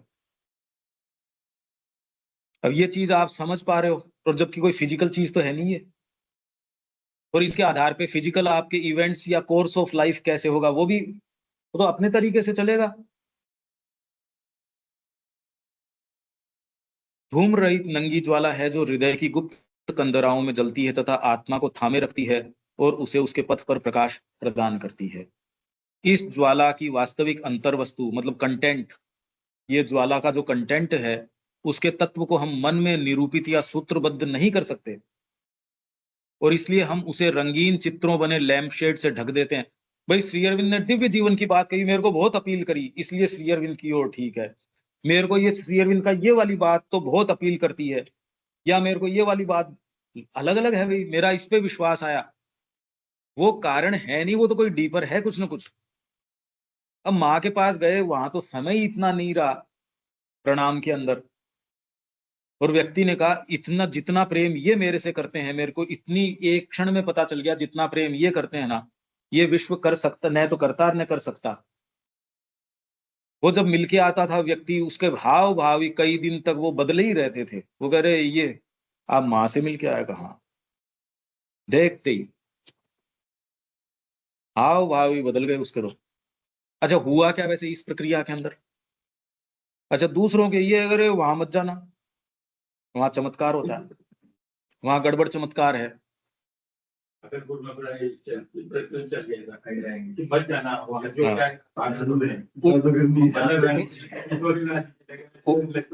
उड़ीसा में कितनी वहां जो अभी हैं वो आई थी, उनका हम कभी घर पे नहीं बता के गए उस वहां वहां घर, चाहे उड़ीसा से ही कितने लोग वहां गए हुए हैं, उनका हम नहीं, क्योंकि वहां गए, वहां जाने के बाद तो वापस नहीं आता।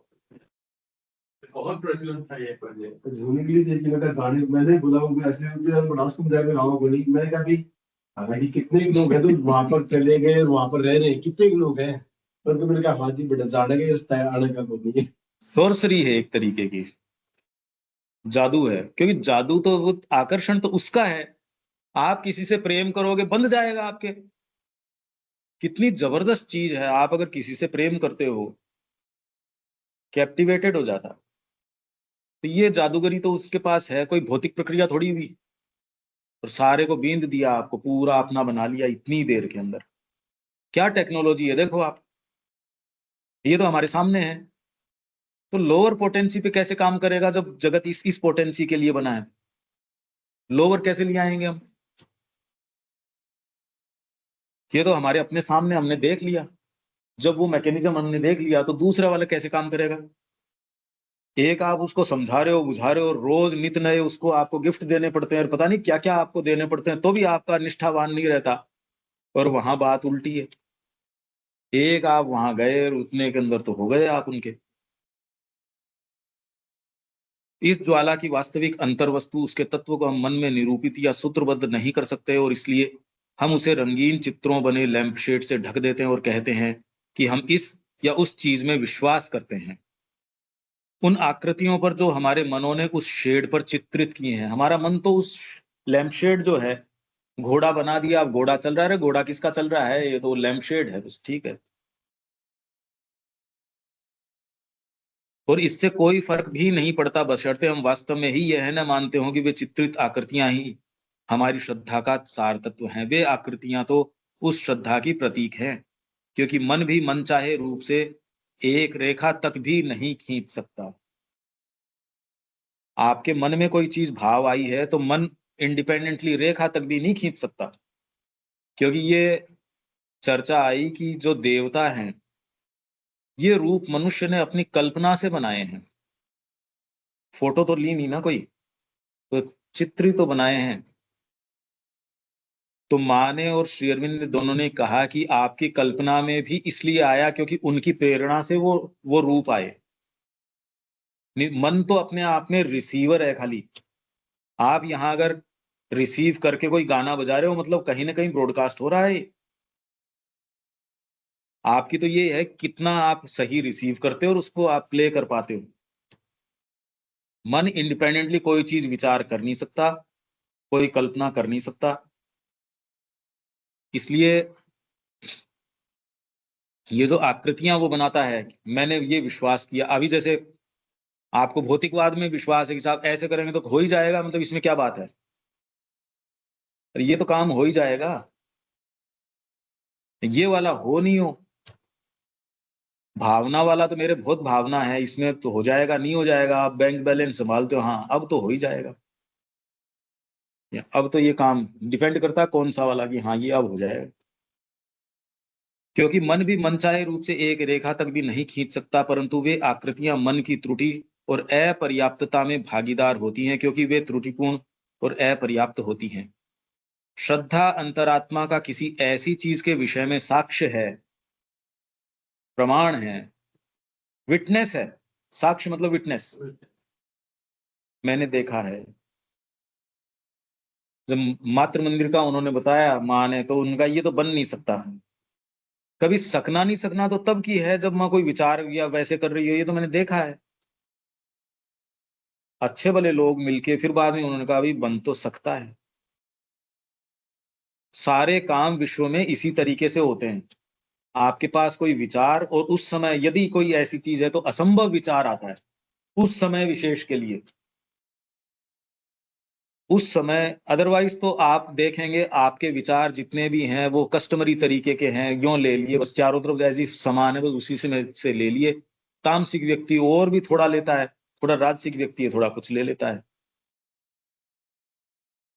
एक्चुअल निर्माण तो जो अलग से जो आपकी ये चीजें आती वही निर्माण करती हैं, और निर्माण भी क्या करता है।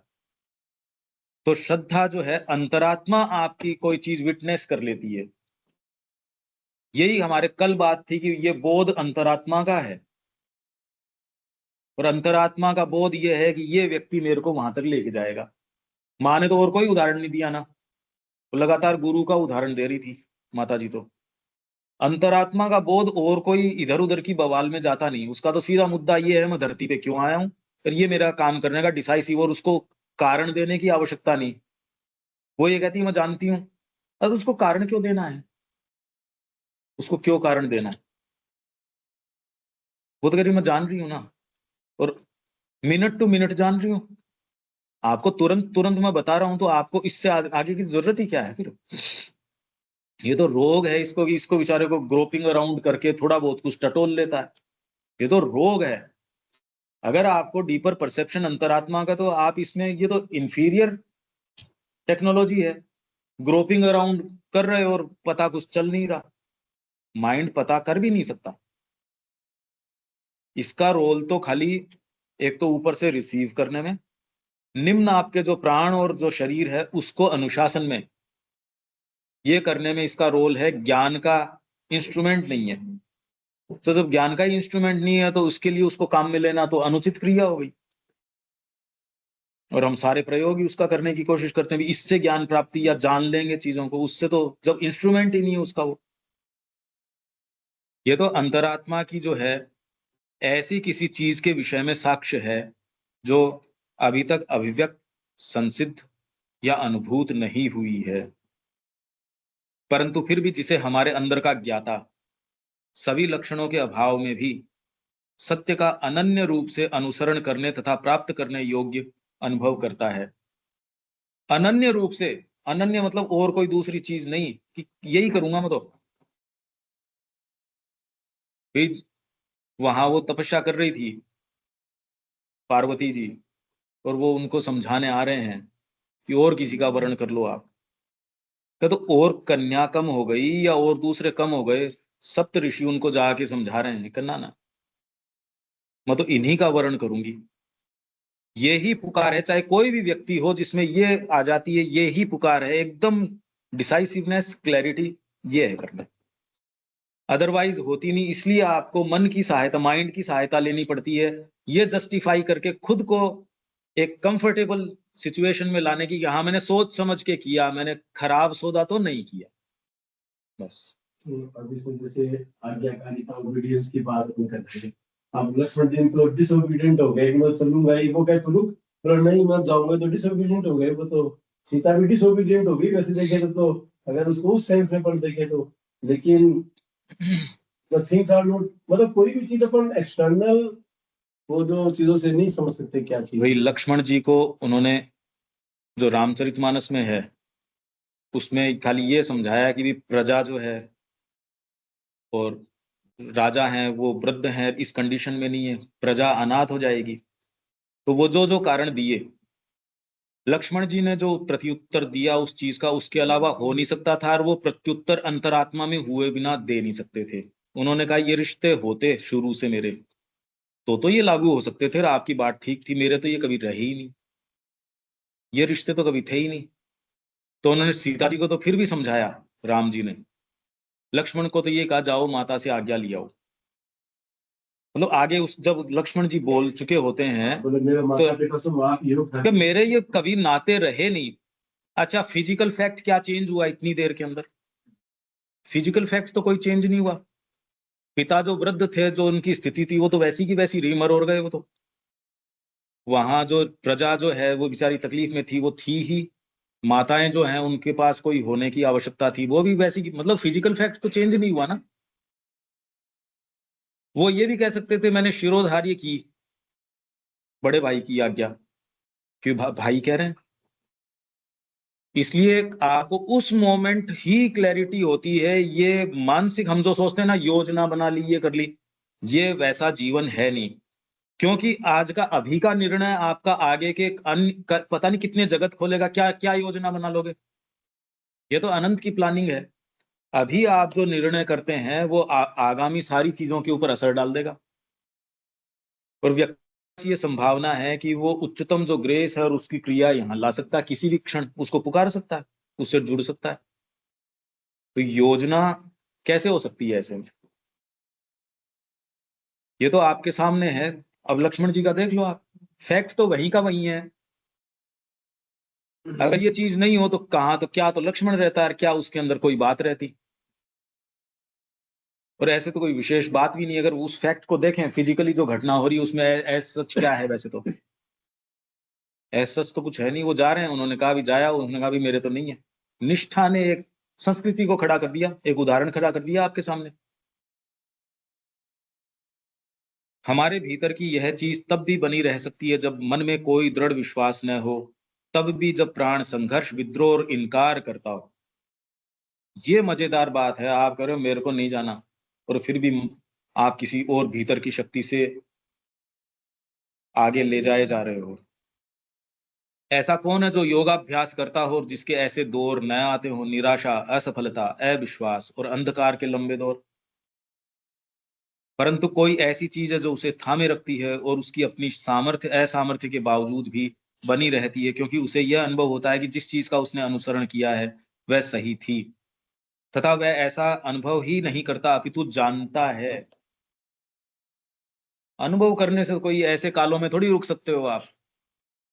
जब आपकी सारी एस्टेब्लिश जो चीजें हैं वो क्रम्बल करेंगी, और जिस गति से क्रम्बल करेंगी वो डाउट्स आ जाएंगे आपके पास, नींद नहीं आएगी पूरी रात। और आपके लिए एक रात है वो इतनी भारी बन जाएगी, आप अगर सुबह उठते ही सुबह का किसने इंतजार किया, तो भाई साहब जल्दी जल्दी कैसे आ गए? कर जल्दी क्या, सो नहीं पाया।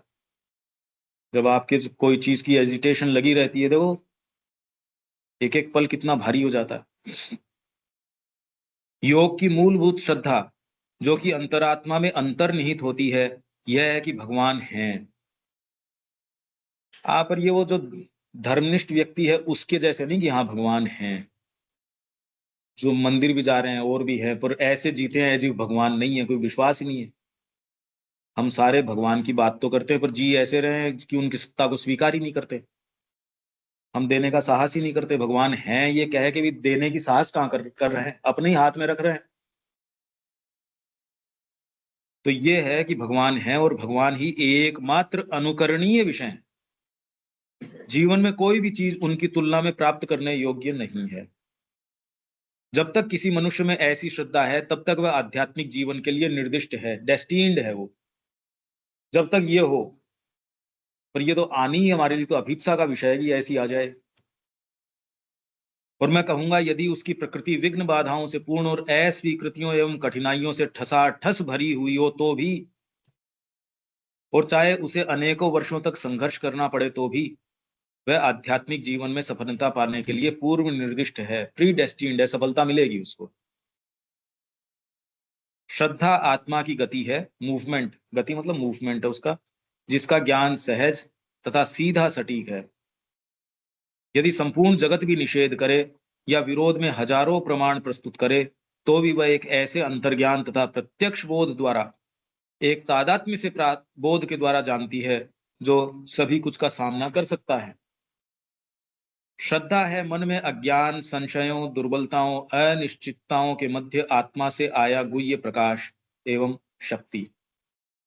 श्रद्धा मनुष्य के लिए अपरिहार्य है, मतलब इंडिस्पेंसिबल है। उसके बिना चेयर से ही नहीं खड़ा हो सकता व्यक्ति, क्योंकि इसके बिना वह अज्ञात के अंदर से अपनी यात्रा में अग्रसर नहीं हो सकता। क्योंकि आपको जगत जिस तरीका का दिख रहा है, ये तो कोई फिजिकल चीज तो दिख नहीं रही यात्रा तो। इसीलिए व्यक्ति कहता कोई पद्धति बता दो, माला जपना बता दो, ध्यान चिंतन ये सारे बता दो। वो कहते नहीं ऐसी हमारे योग में कोई पद्धति नहीं है। तो व्यक्ति कहता है कुछ तो दो जो पकड़ सकूं मैं, बाहरी मन को तो कोई तो पकड़ चाहिए। तो अज्ञात के अंदर से अपनी यात्रा में अग्रसर नहीं हो सकता। यदि ये श्रद्धा नहीं हो तो बाहरी तरीके से कैसे करोगे आप, परंतु इसे थोपा नहीं जाना चाहिए। इसे मुक्त बोध या आंतरिक सत्ता के अनिवार्य निर्देश के रूप में आना चाहिए। अनिवार्य निर्देश आपके भीतर से निर्देश है, अनिवार्य। इसी के लिए सारी शिक्षा, माने का इसी के लिए है शिक्षा। अरे कितनी बड़ी बात है ये। और इंडियन कल्चर में भी हम यही पढ़ रहे हैं कि सारी चीज उस पुकार के लिए तैयारी थी, पूरा देश उस तैयारी के लिए है कि पुकारा जाए। उसके लिए 4 वर्ण, 4 आश्रम, 4 पुरुषार्थ, कितना विभागीकरण, आपके सारे व्रत त्योहार, चारों तरफ का माहौल इस तरीके से गढ़ दिया। और कहीं कोई लूजनेस का काम नहीं। यहाँ हो तो प्रतिबद्धता इतनी जबरदस्त है हमारी कल्चर के अंदर। नहीं तो ये निर्माण भौतिक रूप से भी हो सकते हैं क्या? ये देखो जो भी इनकी कलाकृतियां हैं, जो भी इनके इंट्यूशन से आई हुई चीजें हैं, जो हमारे उपनिषद हैं, वेद हैं, ये हो सकते हैं? ये संभव ही नहीं है, ये हो ही नहीं सकते। यह उन बौद्धिक तरीकों की समस्याओं के लिए बुद्धि की सहमति नहीं है। श्रद्धा बौद्धिक तरीके की समस्याओं के लिए बुद्धि की सहमति नहीं है। बौद्धिक समस्याएं आपके उठ गई, उसके लिए बुद्धि की सहमति नहीं है, जिनका व्यक्ति के पास कोई पर्याप्त साक्ष्य नहीं हो। वरन यह तो आत्मा का एक रुख है जो कि ऐसी किसी चीज के स्वरूप के धुंधले से बोध पर आधारित है जिसे अधिक स्पष्ट रूप में उच्चतर स्तरों पर जाना जाता है। क्या कह रहे हैं? ये आपको परसेप्शन आता है खाली इस जीवन का। उच्चतर आपके जो स्तर है वहां तो परफेक्टली आप जानते हो उस चीज को। यहाँ आपको कोई भी व्यक्ति किसी मार्ग की ओर रुख कैसे करता है, उसको कोई ना कोई, भाई क्यों आप कितने स्थानों पे जाते हो, कोई अपील करती है। कितने व्यक्तियों से मिलते, कोई बात अपील करती है। कोई जैसे आपने कहा इवोल्यूशनरी क्राइसिस, ये बात अपील करी, क्यों? आपके ढांचे को काम में लेके कि ये इस तरीके से जो भी, तो एक आत्मा का रुख है। हालांकि ये और भी दूसरी बात है, खैर ये तो कोई मानसिक जिज्ञासा की वो क्यों, ये तो कह रहे हैं ना बौद्धिक तरीके की समस्याओं की बौद्धिक सहमति नहीं है ये, इसलिए आप यहाँ जाते भी नहीं। जो धुंधले से बोध पर आधारित है, जिसे अधिक स्पष्ट रूप में उच्चतर स्तरों पर जाना जाता। जो भी हो, सच्ची श्रद्धा से मेरा यही अभिप्राय था और मैंने ऐसा सोचा होगा कि तुम्हारे गुरुदेव, ये कृष्ण प्रेम कह रहे हैं, मुझसे न्यूनाधिक सहमत हो गए। परंतु जो भी हो, वर्तमान में मेरा यही मानना है। मुझे लगता है कि तुमने या मैंने जो कहा उसे इधर उधर कर दिया है। मतलब इन्होंने जो श्री अरबिंदो को कुछ कहा, उसके बीच में कोई ये कहा, कहने में कोई चीज चूक गए होंगे या जो भी है। अवश्य ही अनुभूतियां लक्ष्य नहीं हैं। ये देखो, आध्यात्मिकता का लक्ष्य जो है कि मेरे को ये प्राप्त हो जाए, अनुभूतियां प्राप्त हो जाएं, ये लक्ष्य नहीं है, परंतु एक तरीके से कम अनुभव लक्ष्य है। क्योंकि अनुभव से मेरा तात्पर्य है वह जीवंत ज्ञान जो तुम्हारी सत्ता में अभिव्यक्त होता है, और यदि वह नहीं है तो कुछ न कुछ गड़बड़ है। सिंसियर व्यक्ति को ये प्राप्त होगा, यदि नहीं है तो आप इनसिंसियर हो। अगर यात्रा नहीं कर रहे आप तो इनसिंसियर हो। यही कह रहे हैं, अगर आपको इसका जीवंत ज्ञान नहीं है, अभी भी चीजें एब्स्ट्रैक्ट बनी हुई हैं इतने वर्षों में भी, तो ये व्यक्ति, आप माँ कह रही है कि अपने आप को कहो आई एम इनसिंसियर। आपको रिसोर्स दिए गए हैं, आपको समय दिया गया है, आपको हेल्प दी गई है, आपको साहित्य दिया गया है, सारी चीज अब तो उपलब्ध है, सब चीजें हैं जो तुम्हारी सत्ता में, और यदि वह नहीं है तो कुछ न कुछ गड़बड़ है, या कम से कम अभी तक कोई चीज आरंभ नहीं हुई है। बातें तो कर रहे हो पर गर्दन नहीं निकाल रहे ना, उसके लिए गर्दन नहीं निकाल रहे अपनी। अरे कल को ये मेरे ऊपर ही आके पड़ जाए तो यही तो बात है, गर्दन निकालो, विश्वास करो।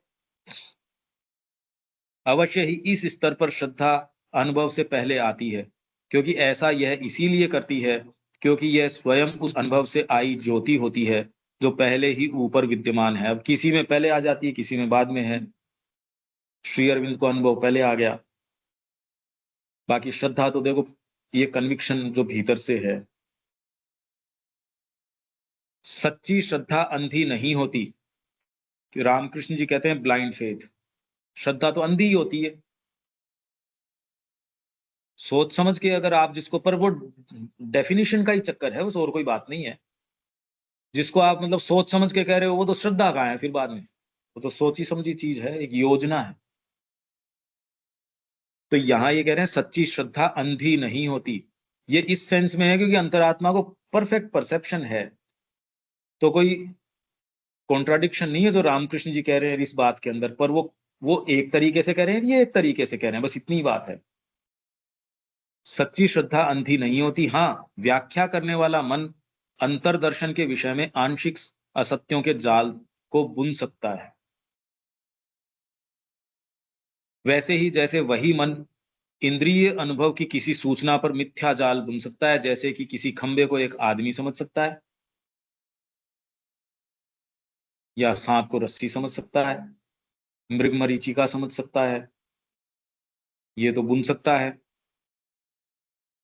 पर अपने आप में न जल गड़बड़ है, जल तो है ही, वहां नहीं है। बस आपने सांप में रस्सी या रस्सी में सांप मान बैठे, वहां वो नहीं है, उसको आप हेल्यूसिनेशन कहते हो, पर अनरियल नहीं है। यही उन्होंने कहा कि जगत मिथ्या आभासित होता है, तो अरे को आभासित तो हो रहा है, यहाँ है या नहीं है वो तो आप कह सकते हो, पर आभासित होने के लिए भी तो कोई चीज की कहीं रियलिटी होनी चाहिए। अनरियल नहीं है ये। हाँ, आप जिस तरीके से माया कह रहे हो, हाँ परसेप्शन के अंदर जो जैसे है उसका एक अपना तरीका हो सकता है। यहाँ पानी नहीं है, ये गर्म हवा और उसके संयोग से यहाँ आपको ये पानी नजर आ रहा है, वो तो ठीक है। पर पानी की एग्जिस्टेंस होने से रह गई, वो नहीं हुआ ना इससे। पानी तो है ही नहीं, तो आपके दिमाग में कॉन्सेप्ट भी नहीं आ सकता था। हाँ, तो ये व्याख्या करने वाले मन का है जो ये जाल बुन सकता है। संत पौल ने तो श्रद्धा को अदृष्ट चीजों का प्रमाण बताया। प्रमाण महज मानसिक विश्वास नहीं। जो जो व्यक्ति क्रमशः अपनी प्रकृति को शुद्ध करता है, त्यों त्यों ही उसकी श्रद्धा मन की मिथ्या धारणाओं से मुक्त अधिक सुस्पष्ट रूप में चमकेगी। एक कट्टरपंथी या संप्रदायवादी व्यक्ति हर तरीके की मूर्खतापूर्ण चीजों में विश्वास करता है, तो यह उसकी श्रद्धा नहीं है जो गलती करती है। ध्यान रहे, मैं सच्ची श्रद्धा की बात कर रहा हूं, अपितु उसका अपूर्ण रूप से विकसित मन है जो कि उस सूचना की मिथ्या व्याख्या करता है जो उसकी श्रद्धा उसे प्रदान करती है। इससे आगे इसमें एक चैप्टर श्रद्धा और संदेह। संदेह की बहुत बड़ी आवश्यकता है। कहां? मार्ग के ऊपर आप जा रहे हैं, मैं दिल्ली जा रहा हूं, बात इस पे संदेह पे नहीं है, पर मार्ग पे पूछ ले तो भैया ये दिल्ली वाला मार्ग कौन सा है, ये तो पूछ ही सकते हो। और जितनी आपको सेंसिटिव चीज है उतना ही आप सतर्कता से पूछते चलते हो ना। तो संदेह आपको गंतव्य के ऊपर, अपने गुरु के ऊपर, उनकी गाइडेंस पे, उस पे नहीं है, पर आपका व्यक्तित्व तो गलतियां करने के लिए बना ही है भाई। वो तो ओपन टू एरर्स है ही। होता है उल्टा, विश्वास तो करते हैं अपनी क्षमताओं के ऊपर और अविश्वास करते हैं गंतव्य के ऊपर, उनकी गाइडेंस के ऊपर। यहां गड़बड़ हो जाता है। तो इसलिए वो क्या कहते हैं, अंधे रूप से श्रद्धा रखो। इसलिए कहते हैं मन को फॉर्मुलेट ही करने मत दो। अरे पर वो सही तरीका नहीं है। तो अभी तो उसका अपूर्ण रूप से विकसित मन है जो उसकी सूचना की मिथ्या व्याख्या करता है जो उसकी श्रद्धा उसे प्रदान करती है। हमें तब तक अपने मनों को परिशुद्ध करते रहना होगा। ये यार माइंड का विकास बहुत ज्यादा जरूरी है। और इसके लिए भाई और लोगों के पास और तरीके होंगे। जब श्री अरविंद का साहित्य हमारे पास है तो इधर उधर की बातों से फायदा क्या है? इससे ज्यादा क्लैरिटी और कहीं तो दुनिया में तो है नहीं। चीजों के बारे में परिप्रेक्ष्य आपको जानना हो तो आपके पास कितना समय, limited energy, limited time, limited capacity, तो इधर उधर जाने से फायदा क्या है? सीधे ही आपको तो दे रहे हैं ना वो। जब तक कि हमारी श्रद्धा के विषय को हर प्रकार के मूर्खतापूर्ण अंधविश्वासों से ढके बिना वे पकड़ पाए, परंतु यदि हम श्रद्धा त्याग देते हैं तो हम नष्ट हो जाएंगे, क्योंकि श्रद्धा ज्ञान के उच्चतर स्तर का ही तो प्रमाण है। यह एक ऐसी डोर है जो अभी मैं कह रहा था ना, ऊपर से डोर आपके लिए डाली जाती है। भैया पकड़ लो, जैसे एयरलिफ्ट करते हो ना आप, पकड़ लो, आ जाओ। तो आपके लिए एक डोर डाली गई है जो उच्चतर स्तर से नीचे लटकाई गई है, और यदि हम उससे मुंह मोड़ लेते हैं तो हम जिस स्तर पर हैं उसी पर संतुष्ट होकर घूमते रहेंगे। अब दिखने तो वो व्यक्ति वैसा ही दिखेगा, पर जिसकी आंखें वगैरह, यार तेरी चेतना पिछली बार तो बेटर थी, इस बार गड़बड़ है। इसका तो विकास हुआ है, जबकि व्यक्ति कह रहे हैं किसका विकास हुआ है, पहले तो फिर भी शांति से बैठ पाते थे, आजकल तो क्रोध में रहते हैं। दूसरा कहते ना ना, तेरा बहुत विकास हुआ। अब बहुत ही विचित्र प्रणाली है ये, बहुत ही जबरदस्त मैकेनिज्म है। क्या दुनिया है ये, मतलब अजीब सी है। ओकल्ट है सारी की सारी चीज। मतलब जो आपको बाहरी तरीके से दिख रहा है वो कुछ है नहीं, है नहीं वैसा। यही तो अधिकांश तथाकथित बुद्धिजीवी करते हैं। हमें श्रद्धा का प्रयोग उन लोगों की भांति करना चाहिए जो जहाज दुर्घटना में लोगों को बचाने के लिए रस्सी का प्रयोग करते हैं। वे एक हल्की रस्सी से जुड़ी रॉकेट दागते हैं और फिर जब वे उस रस्सी को पकड़ लेते हैं तो उसकी सहायता से एक मजबूत रस्सी, एक मजबूत मोटा तार खींचते हैं जिसके सहारे लोग पार उतरते हैं। रूपक हैं देखो, अब ये तो सारे के सारे रूपक हैं। श्रद्धा ऊपर से मिलने वाला अवलंब, सपोर्ट। यह उस गुप्त ज्ञान की उज्जवल छाया है जो बुद्धि और इसके ज्ञात तथ्यों से अतीत है, उससे परे है। बुद्धि और इसके ज्ञात तथ्य, बुद्धि से आप जो भी, इवन जितनी भी आपकी सूक्ष्म मेटाफिजिक्स है वो क्या कर लेगी, इसका क्या कर सकती है? इसीलिए कृष्ण प्रेम कहते हैं भी, या वो कृष्ण ने कैसे गोवर्धन उठाया, उन्होंने कैसे क्या किया, तो मैं इससे पक चुका हूं। कि इसका क्या अर्थ है? कि इसका अर्थ है कृष्ण। इन बातों का क्या अर्थ है कि उन्होंने गोवर्धन उठाया, इसका क्या सिंबोलिज्म है? कि यार इसका अर्थ है कृष्ण। मैं परेशान हो चुका इन अर्थों से। इसका एक ही अर्थ है बस ये जब आप डिसाइसिव मार्ग पे चलते हो इसका मतलब आप चल रहे हो, नहीं तो आप झूठे वाग विलास के अंदर ही सारे दिन थूक बिलोना ही है। और क्या है ये? जितने आपके सो कॉल्ड डिस्कशंस हैं, फिलोसॉफिकल या है या ये है, अरे भैया सारी ठीक है, कोई सा ही गड़बड़ नहीं है, तुम तो करो बस उसको। जो बुद्धि और उसके ज्ञात तथ्यों से अतीत है, यह उस निगूढ़ ज्ञान का सारमर्म है जो प्रत्यक्ष प्रतीतियों का दास नहीं है, प्रत्यक्ष प्रतीतियों का दास नहीं है। पर यहाँ बड़ी मुश्किल होती है, ये जो एक्चुअल में जो जीवन अपना चुके वो भी प्रतीतियों से प्रभावित नहीं होते होंगे। मेरे से पूछो, हम तो होते हैं, ये तो औरों की तो अब तो जबकि और कोई काम भी नहीं कर रहे। अरे मैं तो कर ही नहीं रहा भाई और कोई दूसरा काम, जब कर ही वो ही रहे हैं। फिर भी प्रतीतियों से प्रभावित नहीं हो, दास तो नहीं है पर प्रभावित तो डेफिनेटली। दास का तो खैर कोई लेना देना नहीं उस तरीके से, पर ये तो बहुत बड़ा अंतर ला देता है।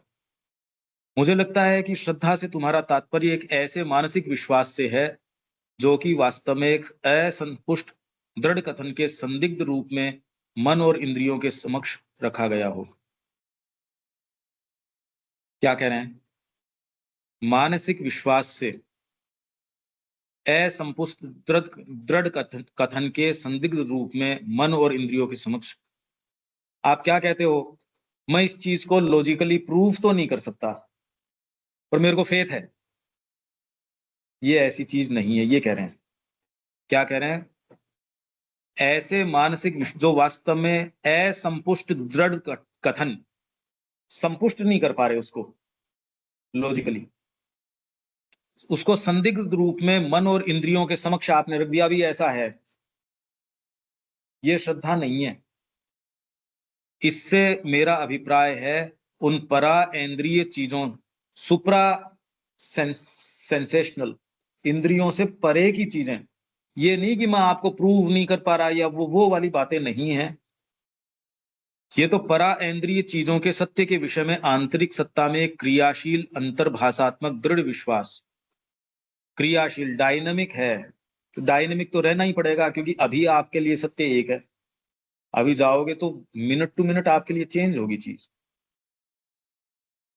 जिन्हें किन्हीं भी भौतिक साक्ष्यों द्वारा प्रमाणित नहीं किया जा सकता, अपितु जो अनुभव का विषय है। मेरा मत यह है कि यह श्रद्धा अभीष्ट अनुभव के लिए यदि अत्यंत अपरिहार्य प्रारंभिक तैयारी न सही तो भी एक सर्वाधिक वांछित प्रारंभिक दौर है। यद्यपि ऐसे मामले हो सकते हैं जिनमें अनुभव से पहले श्रद्धा नहीं आती है। श्रद्धा चैत्य में निहित सहज ज्ञान है। श्रद्धा एक निश्चिति है जो आवश्यक रूप से अनुभव और ज्ञान पर आधारित नहीं होती, हो सकती है, आवश्यक नहीं है। श्रद्धा भगवान में दृढ़ विश्वास और भगवान की विजय की अडिग निश्चिति। श्रद्धा आध्यात्मिक सद्गुण की अभिव्यंजना है। अभिव्यंजना मतलब एक्सप्रेशन। श्रद्धा पूरी तरह से एक चैत्य विषय है, एक it is entirely A psychic phenomenon. ये और कहीं और किसी चीज से लेना देना नहीं है इसका, बस श्रद्धा एंटायरली एक साइकिक फिनोमिनन है। अच्छा, अब इसकी अगर बचपन में तैयारी करवाए नहीं हम इसकी, तो इसकी जो जो वास्तव में अनुकूल परिस्थितियां हैं मनुष्य जाति के लिए वो बनती नहीं। इसीलिए माँ कितनी सीरियस थी कि एक शिक्षा केंद्र उस आधार के ऊपर जो आज तक किसी ने सोचा ही नहीं। चैत्य शब्द के ऊपर भी तो कोई इतना कोई है नहीं ना। अब इसका दूसरा ये जो है श्रद्धा और संदेह, ये आप देख सकते हैं। बाकी ये हमारा श्रद्धा के ऊपर है। 10 मिनट है, मैं एक ये खाली नहीं, ये पढ़ नहीं पाएंगे अपना, या उचित मनोभाव की शक्ति पढ़ देता हूं, क्योंकि उतना वैसे नहीं है, खाली ये आप देख सकते हैं। पर ये प्रैक्टिस कितना क्या हो सकता है, क्या वास्तव में जो कुछ होता है सदा अच्छे से अच्छा ही होता है। उचित मनोभाव की शक्ति बोल रहे हैं ना, राइट एटीट्यूड, कि आपको अच्छे से अच्छा ही है नहीं। तो ये जो श्रद्धा पे लाइंस अपने दिए हुए को भी मातृवाणी है नहीं इसलिए अपन को ना, कंपाइलेशन है अपना श्रद्धा के ऊपर। ये जो भी आया था श्रद्धा चैत्य में नहीं हाँ ये, हाँ और श्रद्धा पूरी तरह से एक हाँ, चैत्य हाँ। ये मात्र नहीं, इसलिए ये कंपाइलेशन अपना श्रद्धा टाइटल है उसमें से। नहीं नहीं नहीं नहीं, हाँ ये उसके सोर्स में से देखना, इसमें 3 सोर्सेस हैं, माता जी का है, श्री अरविंद का है, योगी कृष्ण प्रेम का है। और ये स्पेसिफिकली ये दोनों ये देखने पड़ेंगे, अच्छा ये देखना पड़ेगा, वो उसकी यहाँ बुकलेट होगी, उसके रेफरेंस में पता चल जाएगी। तो ये एक बात है कि सदा अच्छे से अच्छा ही होता है। क्या ऐसा है वास्तव में? यह तो स्पष्ट है कि जो कुछ हुआ है उसे होना ही था, इससे अन्यथा हो ही नहीं सकता था, वैश्व नियति के कारण उसे होना ही था। किंतु ऐसा हम उसके घट चुके होने के बाद ही कह सकते, उससे पहले नहीं। तो उससे पहले नहीं कह सकते, तो इसका मतलब तो ये है कि पूरी गुंजाइश है। उस गुंजाइश में क्या इंटरवेंशन हो सकता है, किस लेवल का इंटरवेंशन कर सकते हो? अरे भाई, कोई भी आपके निर्माण कार्य चल रहा है, उसमें आपका ये ऑब्जेक्शन आ गया, नहीं इससे ऊपर का भी कागज आया है, कोई कहते नहीं इससे ऊपर का भी कागज है, तो आप जो सबसे ऊपर का कागज है वो ही मान्य मानते हो। तो इसके अंदर भी लेयर्स ऑफ डिटर्मिनिज्म है। यहां लेयर्स ऑफ डिटर्मिनिज्म है, और कौन से को आप एक्टिवेट कर सकते हो, वो आप कर सकते हो। इसीलिए सावित्री इसी चीज का है, नहीं तो अगर डिटर्मिन्ड ही है, coming this day Satyavan must die, ये तो कह ही दिया उन्होंने। जब नारद जी ने कह दिया तो इसमें तो भी फर्क हो ही नहीं सकता, और वो घटना घटी भी। पर उससे आगे की जो नियति है, अगर वो स्वीकार कर ले इस चीज को, वो कहती है अगर यही साल मेरे को मिला है तो यही मेरा है बस जो है सो। सावित्री ने यही कहा कि अगर यही है तो यही है बस मेरा जो है सो। और नारद जी ने भी कहा इससे आगे की बात मैं नहीं जानता भी क्या है, कोई भी नहीं जानता आगे की। तो कोई भी ये नहीं कह सकता है कि ये यही है, चाहे कितना भी सूक्ष्म सा ही उसमें आपके पास हो, और वहां आपकी जो है ओमनीपोटेंस उसी एक सूक्ष्म सी चीज के अंदर निहित है, आप उसको चेंज कर सकते हो। वो आपका ओमनीपोटेंस का तत्व है, आप सर्वशक्तिमान हो। जब आप चेंज ही कर सकते हो उसको मूलभूत तरीके से, तो अब डिटर्मिनिज्म तो रहा ही कहाँ। कोई भी आज तक नहीं कह सकता कि ऐसे ही होगा, चाहे कितने ही छोटे तरीके से हो, चाहे कितना भी ऑल्टरनेशन हो या कुछ भी हो, कर जरूर सकते हो, निश्चित किया जा सकता है। वो व्यक्ति के ऊपर हाँ लगभग हो जाएगा, नजदीक हो जाएगा, करीब हो जाएगा, उस समय हो जाएगा। पर समय में भी आप कहोगे ये लाखवें हिस्से में क्या अंतर हुआ, तो हमेशा ही एक ऐसा फैक्टर है जो कभी भी डिटरमिन नहीं। तो ये ही भगवान की सर्व शक्तिमत्ता है, उसका चिन्ह है कि वो किया जा सकता, इतना किया जा सकता और है, वो एक दूसरी बात है। तो किंतु घट चुके होने के बाद ही कह सकते हैं, उससे पहले, क्योंकि जो अच्छे से अच्छा है वह हो सकने की समस्या एक व्यष्टिगत समस्या है। फिर चाहे वह व्यष्टि कोई राष्ट्र हो या कोई एक मनुष्य हो, और सब कुछ व्यक्तिगत मनोभाव पर निर्भर करता है। यदि जो घटित होने वाला है उन परिस्थितियों में तुम उच्चतम संभव मनोभाव अपना सको, अर्थात यदि तुम अपनी चेतना को अपनी पहुंच की ऊंची से ऊंची चेतना के संपर्क में ला सको, तो पूर्ण रूप से सुनिश्चित हो सकते हो कि तब जो होगा वह जो हो सकता है उसमें अच्छे से अच्छा ही होगा। ये अगली बार करना पड़ेगा, ये हो नहीं सकता, इसके अंदर बहुत ज्यादा बातें हैं। जो आप जो कह रहे थे वही है। अपने रामचरितमानस में भी शायद वो लेयर्स ऑफ डिटर्मिनिज्म का आया है, मतलब फेट एंड फ्री विल की जो समस्या है ना, फेट और फ्री विल, ये टाइटल है अपना रामचरितमानस का।